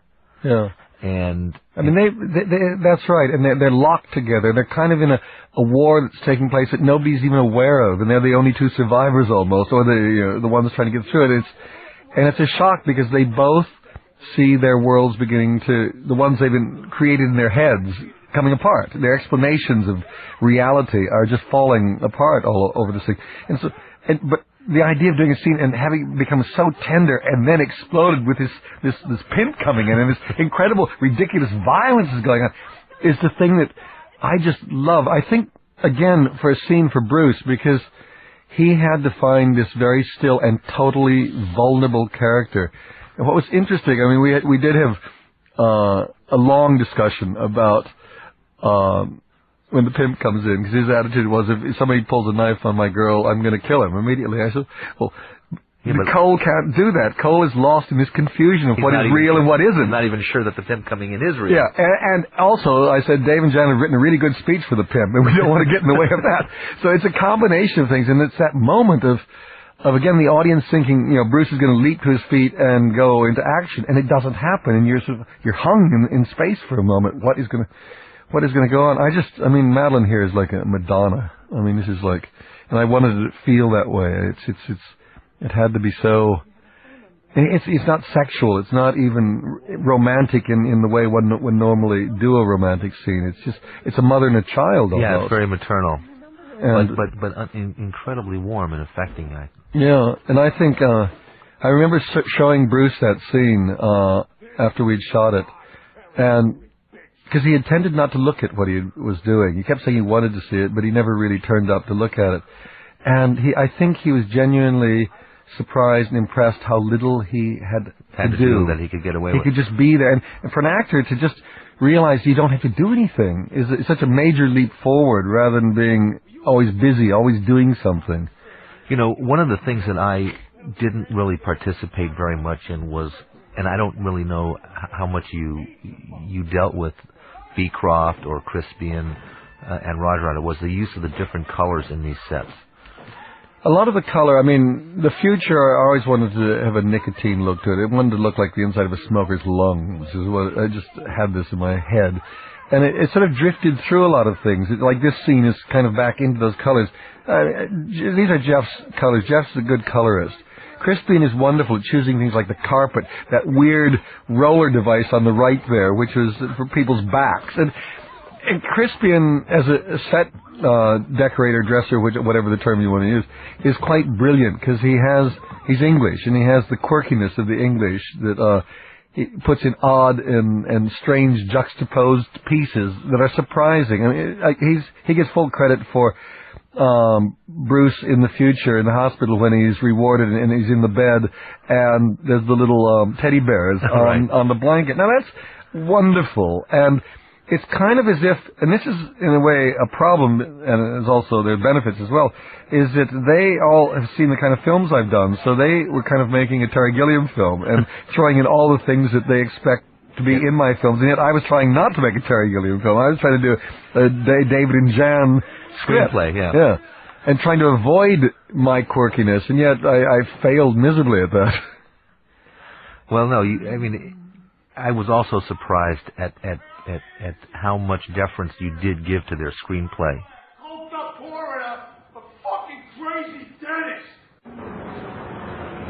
The sense of responsibility that one has is, it's like they've given birth to a child, and now it's being handed over to these foster parents, the director, who's going to raise this thing badly, not the way it was intended. And so I feel very responsible. It's two sides to it. On one hand, it makes me wary of doing some of the things I would do instinctively sometimes, because I don't want to impose my particular weirdness on what they're doing. And we had a constant dialogue, all of us, discussing these things. Even when we were shooting, the phone would be ringing, and sometimes these were not happy conversations because sometimes I went directions they didn't want me to.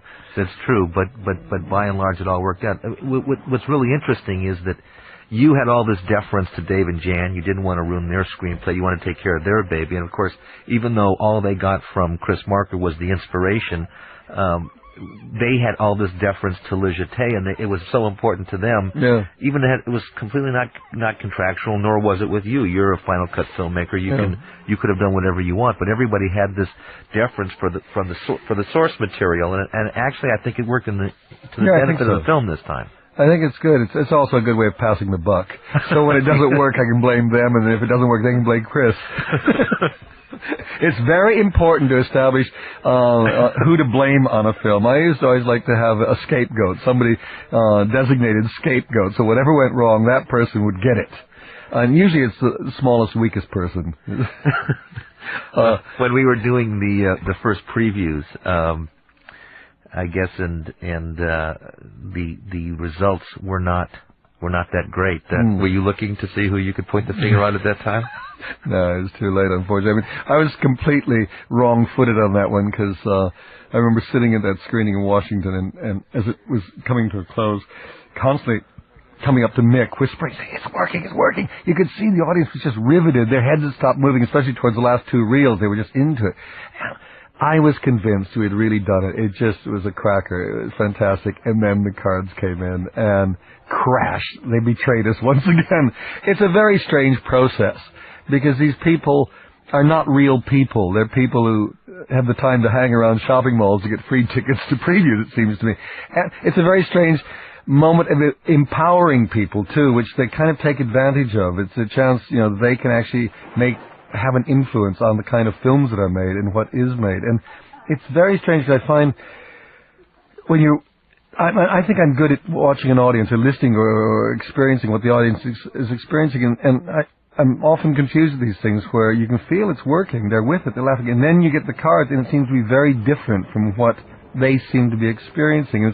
It's almost as if they're put into a situation where they have to comment, it's a test, and in many ways you hear them talking in the discussion group afterwards, and they sound like studio executives. They sound like marketing experts. They're taking on a role that is greater than what is being asked of them. We just want to know their opinion, their own opinion, not how it should be sold, what the general public are going to think of it, their opinion. And they take on this greater role, and they get sort of swept up in it. Well, I'm a big believer in the preview process, not necessarily a believer in, that one should be completely wedded to what the so-called research numbers say, or what the audience gives you, precisely from the cards that are written. But I'm a big believer in the sense that you can glean very, very important information, and we did, and different than you did. Or we did our share of screenings in the UK with friends, other filmmakers, people that we think would come in not necessarily with a bias. And while we got some good things from them, I don't think we got as much as we would have gotten from nor that we got different things. I think what's interesting, and we were lucky because our screenings were not attended by a lot of nervous studio executives. I think the difficult thing with those screenings is it's how the information is interpreted and then how it's used and what kind of pressure is put on the filmmaker at that point. And usually you're surrounded by very nervous film executives who have a few moments of power in the process, and that's at the beginning when they say yes or no, and then at the end. And for the editor, the director, and the producers, we're at our most vulnerable at this point. We've been with it a long time, and we know secretly that we aren't sure ourselves anymore. We've been blinded by the amount of time and energy we've spent on this thing, and so we're not certain. And then the results come in, and either you're ecstatic or you're just crushed. And then the trick is to try to work out what that information means, what they're really saying, and where the problem really lies. Because they say the problem is here. Often the problem is two reels before, but it requires a certain a time of feeling confident, or a time when you're not going to be taken over by the studios. Well, you and I, we made a decision early on, and maybe it was because you had worked with them before. This was to allow Buffy Shutt and Kathy Jones, the heads of marketing at Universal, see the picture very early.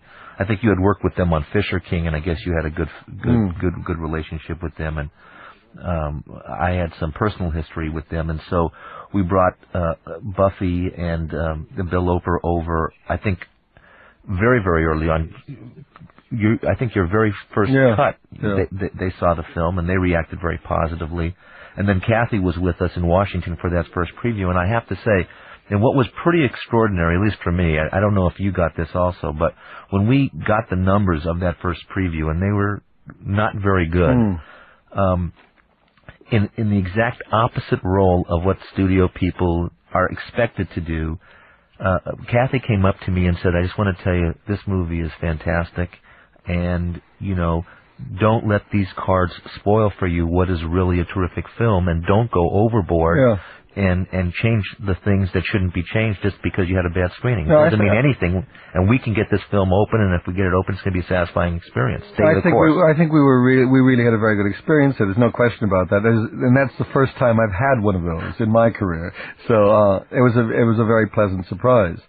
But I do think, and my fear always at that stage in the film, and it's not just, executives and all, it's my own fear that because what nobody understands is the directors want to have as a big a hit as the executives want to have a bit.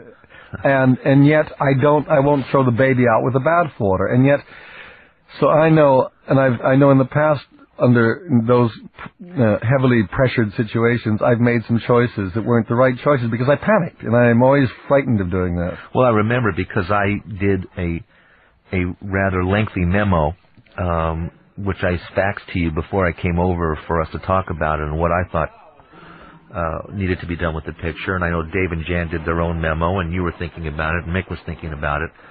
And I think that you were really, and rightly so, very conscious of making sure that, the whole film was one of complexity and subtlety, and the changes needed to be done with that completely in mind, and to truly believe that we had made a quality film and a film that an audience would like, and so therefore the changes had to be small and not broad. I think so. I mean, and one of the problems is you often find, that suddenly at that stage they're trying to turn the film into another kind of film. Is the pressure? I mean, this is not Mission Impossible, nor will it ever be Mission Impossible, no matter how much one deals with it. I think what's interesting here is the Hitchcock section of the film intrigues me because the idea of going to a cinema and watching a film that is relating to what their situation is quite wonderful in the script. And what intrigued me was the fact that, the Kim Novak character is called Madeline, and there's Madeline Stowe. But that was just serendipity, wasn't it? Yeah, but there's a lot of it here, because the other thing is in the script, Rayleigh was blonde, and with her disguise, she put on a black wig. Madeline, being dark-haired, had to put on blonde wig. So suddenly we came into the foyer, we're in a Hitchcock movie. It's like... Oh, yeah, because she's like Kim Novak. She's a Hitchcock blonde. Now, what's really interesting in this scene is... Mick put the Vertigo music on it. He just pulled off the soundtrack a bit of Vertigo and stuck it on. We had a problem with a wow and flutter on that, and we had to go to another CD, another performance of it to replace the music. And to find the bit of music, we had to go back to the video, which nobody had looked at. I haven't seen Vertigo in 20 years. And we came to find where that music came from, which scene, and it's the scene where Kim Novak appears blonde. For the first time. For the first time, transformed. And what we discovered is the cuts between Jimmy Stewart and her are identical to the cuts between Madeline and Bruce. The exact same rhythm, the same cuts, everything is going on. And then it got even stranger because I'd forgotten how that scene ended. And the scene ends, they embrace, and the whole room turns around them, and we're suddenly at the mission. Now, what we shot in the foyer of that cinema, which was circular and always struck me as like a carousel, merry-go-round shape, we actually did shoot the end of that scene where they embrace, and we put them on a turntable, and the whole room spins around them. We cut that out of the film. But that was just extraordinary. It was almost like the ghost of Hitchcock was making this whole section of the film. And, the scene in this is all very Hitchcock-like. And you get to I think we get to the air terminal, and it's kind of like, North by Northwest. We're moving into Hitchcock land, and yet it was never in the script that way, and it seemed to just grow out of it. And I think there's a kind of subconscious knowledge of those kinds of films that starts, raising its ugly head or beautiful head at that point. And I'm not aware of it, but it's only after we've done it that I realize what we've done. Actually, we should comment about some of those animals there, the escaping animals. We did have a real tiger and real elephants and real bears in Philadelphia, loose and running around. But the giraffes were impossible to bring there, so they were done on a computer. And of course, the flamingos were also done on a computer. Correct. And it's that mixture that's kind of interesting, where you use some real and some fake, and hopefully the audience can't see the join. As we are approaching here the climax of the film, I just want to get back to a minute about, something else that came out of that first preview besides, our decision to stick with the process and believe in the film and make subtle changes as opposed to broad stroke. The other thing that came out, which was a first for me, was the concept that we needed to educate the audience about what they were going to see before they saw it. Yeah. And out of that came the whole campaign of our movie is about a riddle. Our movie is about discovering something and finding out something. What is the meaning of the dream? Let's make the marketing campaign the same. And that's when we hit upon the logo and only coming out with the logo of the 12 Monkeys, which is so prominent in the movie because after all, it's the logo or the mark, really, that Cole is looking for. Because I think what was difficult is this is not a genre movie. It doesn't fit into any genre, and you reduce it to something simple. You can't. It just disappears. It falls apart.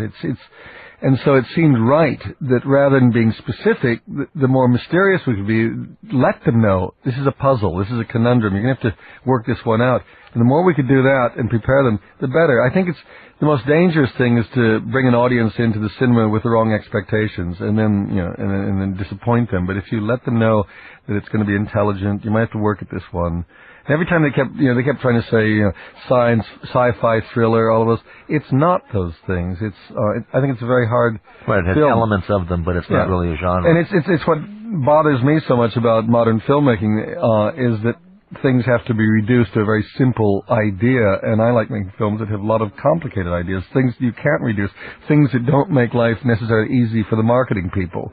Why should we, we're filmmakers, we're not supposed to be making life easy for marketing people, and that's what was wonderful at Buffy and Kathy, and everybody rose to the occasion. They all saw that's the way to do it.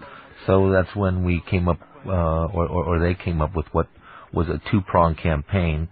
The first prong was what we called the teaser, which is where the mark was shown, on billboards, on buses, but it was just the 12 Monkeys mark, and an oblique phrase, they're coming. Well, who are they? What is that sign? What does all that mean? That raised the question. That started the riddle, and when finally the answer, of course, was the movie is coming. The movie's 12 Monkeys, and it stars, Bruce Willis, Madeline Stowe, Brad Pitt. And it's a Terry Gilliam film, but I think that really helped a lot in educating the audience in terms of the fact that they were going to see a movie that didn't lay out for them what the ending was going to be in the first 5 minutes. And I think it I think is what's important. I do think the public has been, their expectations have been so lowered over the years. I mean, what they think a movie is and what, how complex a movie can be has been simplified, lowered. I mean, the films of the 40s and the 50s wouldn't be made now. They're complex films, and people would say, oh, but it won't work. And so there's been a dumbing down of the audience and its expectations. And to me, what intrigued me was the idea of making a film that could be a popular film, a successful commercial film, that is a complex thing. It's a way of re-educating the public to what you can expect in a movie. And they don't all have to be just simple cartoons. I don't know. I think this actually. Look, that's Jose. No, I think this part of the film is, to me, the moment. It's just extraordinary. I remember when we first did a cut of this thing, we looked at it in Baltimore before we went to see if we got all the shots. I remember sitting down at the Steenbeck and no sound on it, nothing, and just, it's riveting. You can feel this whole thing building up. All the pieces of the puzzle are now coming together. All the things you didn't know. Why was that in the film? What was that about? Suddenly it's all click, click, click, click, click, and there's like no way out. The bars are coming down, the escape routes are being blocked. And I remember getting sick to my stomach, feeling it's just, this is awful. And there's a sense, I think, which I like for the audience, is they think they're beginning to know what's coming, and they don't want to believe it, because we got Bruce. We can't go kill Bruce and all. I mean, it's just something like that. And it's playing with the idea of who these people are, in a sense. So they're more than just Cole. It's Bruce Willis, and he's about to die, and this can't be. What was interesting here is, building an air terminal, one of the things you want is lots of signs for airlines. And we, as you do in movies, to save money, you try to get people to give you things for free, to advertise in your film. And we couldn't get any airlines to give us any of their signage, which it would cost them nothing. They would get free advertising, and we'd save a bit of money because of a murder at an airport. Not on a plane, at an airport. And they're so frightened about this now. Yeah, and any kind of negative connotation of something, that people who are trying to sell things don't want to be associated with. So what we thought was going to be, because we had big stars, a very big promotional youth film turned out to be not quite as significant. There's something about this terminal, because the new architecture, all this marble, it was like a mausoleum to me, and when Cole first sees it, you see these great towering marble towers like a tomb, and yet there's a tunnel there, this tunnel of light. It's like the light one sees as one dies in most near-death experiences, as described by the participants. It was quite extraordinary. I mean, this was the day that with these crowds, it was our big crowds, and that's pretty painful when you're dealing with. I think we had 1,000 people, didn't we? Or did we? We had 500 over 2 days. Yeah, but still, it was. And it's a huge space. Yeah. David Morse. We've got to talk about David, because this is one of the finest actors in America today, and playing this part, this scene. I remember when we shot this, that it was so chilling and so touching that the crew applauded at the end of it. It's the only time they ever did that, because there's such a concentration. This guy is so extraordinary as an actor, and you don't often feel that. You feel people doing their job, but he looks like Howdy Doody, frankly. You mean the moment when he opens the vial, the subtlety of him looking around in the air as it releases. And he did something that wasn't really in the script, is that moment of looking around and realizing it's probably one of the last things he's going to see, because he's now sacrificed himself the minute he smelled it. And it's a very touching moment for the bad guy. The bad guy who's about to wipe out 5 billion people, and yet I care for him. And well, it's just very real. Yeah. He's not arch. He's not stock in any way. No. Even though he's completely chilling. Yeah. And it's very hard to talk about this, because it's so riveting, I find. But I mean, even then, we throw in cheap jokes, like at the end with his underwear, that when he's called back, and it's his underwear. In fact, that was one of the most difficult parts of the film, deciding exactly what kind of underwear he would wear. These are the moments that are not normally talked about in books on film directors. Of course, what's about to come up here is the reason that we thought when we went to Washington that preview was going to tell us what the ending of the film should be, which is should David Morse be on an airplane or not? Should we show the one of the scientists, the woman scientist? And this is the biggest argument that went all through the film, because Nick Audsley, myself, Madeline Stowe, all agreed that the film would end on the exchange of looks between the boy and her. There was no way we could top that emotionally. That was it. The script, of course, had the scene in the plane with the scientist and David Morse's character, and then the scene afterwards in the parking lot. And I was convinced we were just going to end that moment of the boy and Ray looking at each other, and I didn't want to shoot the other scenes. And you, in your tenacity, in your role as Mr. Tenacious, kept going, no, we got to do this, we got to do this. I'm not going to use it, I don't want to do it, got to do it. So, we shot the scene in the plane, and we did it with some cheap set that we grabbed some bit of a plane. And I shot it, and it was really good. I mean, I knew we had shot that scene as well as you could do it. It did the job. David was fantastic, and it was a chilling and wonderful, really good scene, but I still knew we weren't going to use that.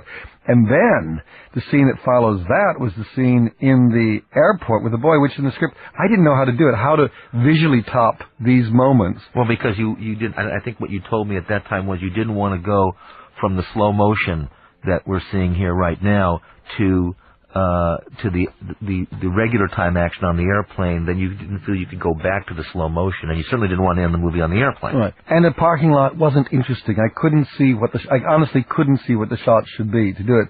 And so I remember what we did. Roger Pratt and myself and Mark Edgerton, the first assistant, agreed on the way to work one morning. We were going to create an incredibly expensive shot, because now we were creeping into the contingency, and we knew Chuck, the responsible producer, the man concerned with finances, would have to say no, because we were going to invent a really expensive shot. And so we got one crane, and we put another crane on top of it. And then we needed a parking lot with an infinite number of cars, the entire universe of cars. And by the time we'd assembled what we were going to do and then presented to Chuck, we knew we were safe. We would never have to shoot that. And of course, he said yes. But what it did do in that moment of trying to be perverse, trying to stop something, we did actually invent the shot that worked. And this great sweeping shot from a great height where you see thousands of cars, everything, down to the boy's face. And I think it's wonderful. And it worked, but it was done for the wrong reasons. It was done out of an attempt to stop the shot. But it often works that way. It's the dynamic of a film that always intrigues me, how that happens, how we arrive at these things. But then it came down to, even with the editing, we weren't certain, and it was one of the things with the previews. We did two versions, one with the scene of the scientist and one without. And even now, it still is very interesting, because your reading of the scene is different than mine, what it means and what it's saying. And what it does do, I find with more people than not, is it creates confusion, which I was nervous about. Who is the woman? Is it the scientist? It opens up questions. And the reason that it opens up those questions is because of an ad-lib line that she says, yes, which is insurance. No, that was in the script. Insurance was in the script. Oh, that's right. That was always in there. That's right. But they don't understand it. And then, didn't I come to you and ask you to do one without her saying insurance? Probably. And didn't you refuse? Probably. Because I thought insurance was wonderful. Because you wanted the ambiguity. Yes, and it's very good, but it sets up, people come out and they argue about this. What is strange is they can see that Bruce is 40 years old and the boy is 8, but they somehow ask about the scientist. I mean, is she there in this time? Is she going to grow up to be the lady later? But she's the same age. How? So it's very strange, the kind of short-circuiting that starts happening at this point in the film in people's minds, because they're getting information you wouldn't normally, and they don't want to believe it, and they refuse to. Well, I think also, because she could either be there to save the future, she could be there to save the present, or she could be there in cahoots with him. Right. So what nobody wants to believe is that 5 billion people will die, because of the natural instinct of people to believe in the positive. And the fact that seems in the short term to be a disaster, but in the long term, it's good for the people, 40 years in the future, because they will reclaim the world. But it's like agriculture. You've got to chop the plants down, dig them into the ground, and in the future, great shoots will sprout up.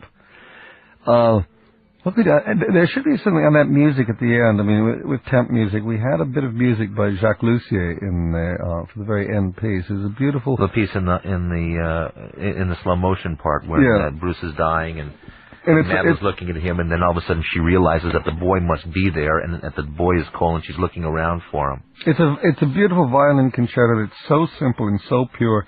And Robin Clark, the music editor, found this piece of music, and we put it on, and it was brilliant. It was so touching and so simple and so pure.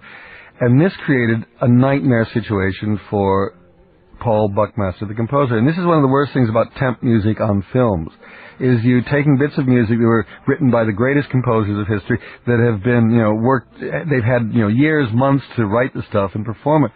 And we're asking a writer, a composer, to, in the course of a couple months, come up with equally good tunes and put them on the film. And that's a very difficult position to put people in. But it has to be done because, of course, the composer, the composer who you've taken from, he's not hitting the actual beats of the music tied to picture that you want him to hit. He's only close, and it's very difficult to have it totally fulfilling.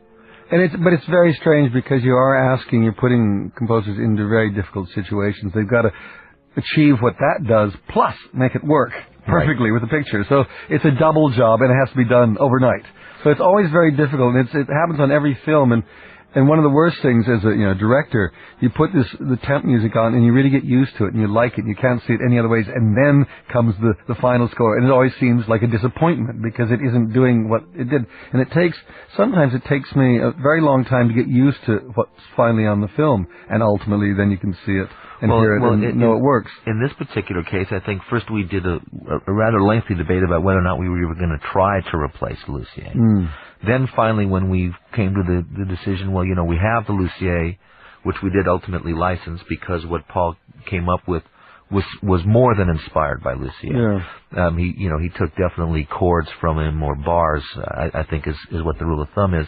And so we went back and we said, okay, well let's since we have the Lucier, let's let Paul go in and try to do a recording session and see if he can do better. And he got really close. I remember he got really close, but then we put the two movies up together and it wasn't quite right. And he said, no, this isn't right. And so we debated again about whether or not we should try and let him go again. And we were running the deadline when we had to turn the film over to Universal to start, because I needed to start showing it for publicity purposes.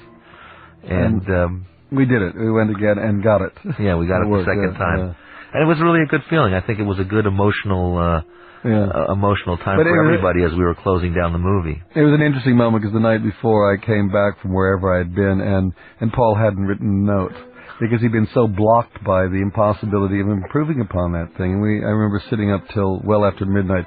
No, a little bit more there, a little bit less there, and sort of guiding him through, holding his hand and saying, no, go major there, and then leaving him to put it all together. But it was that frightening moment when somebody is so convinced that he cannot improve on the original, and yet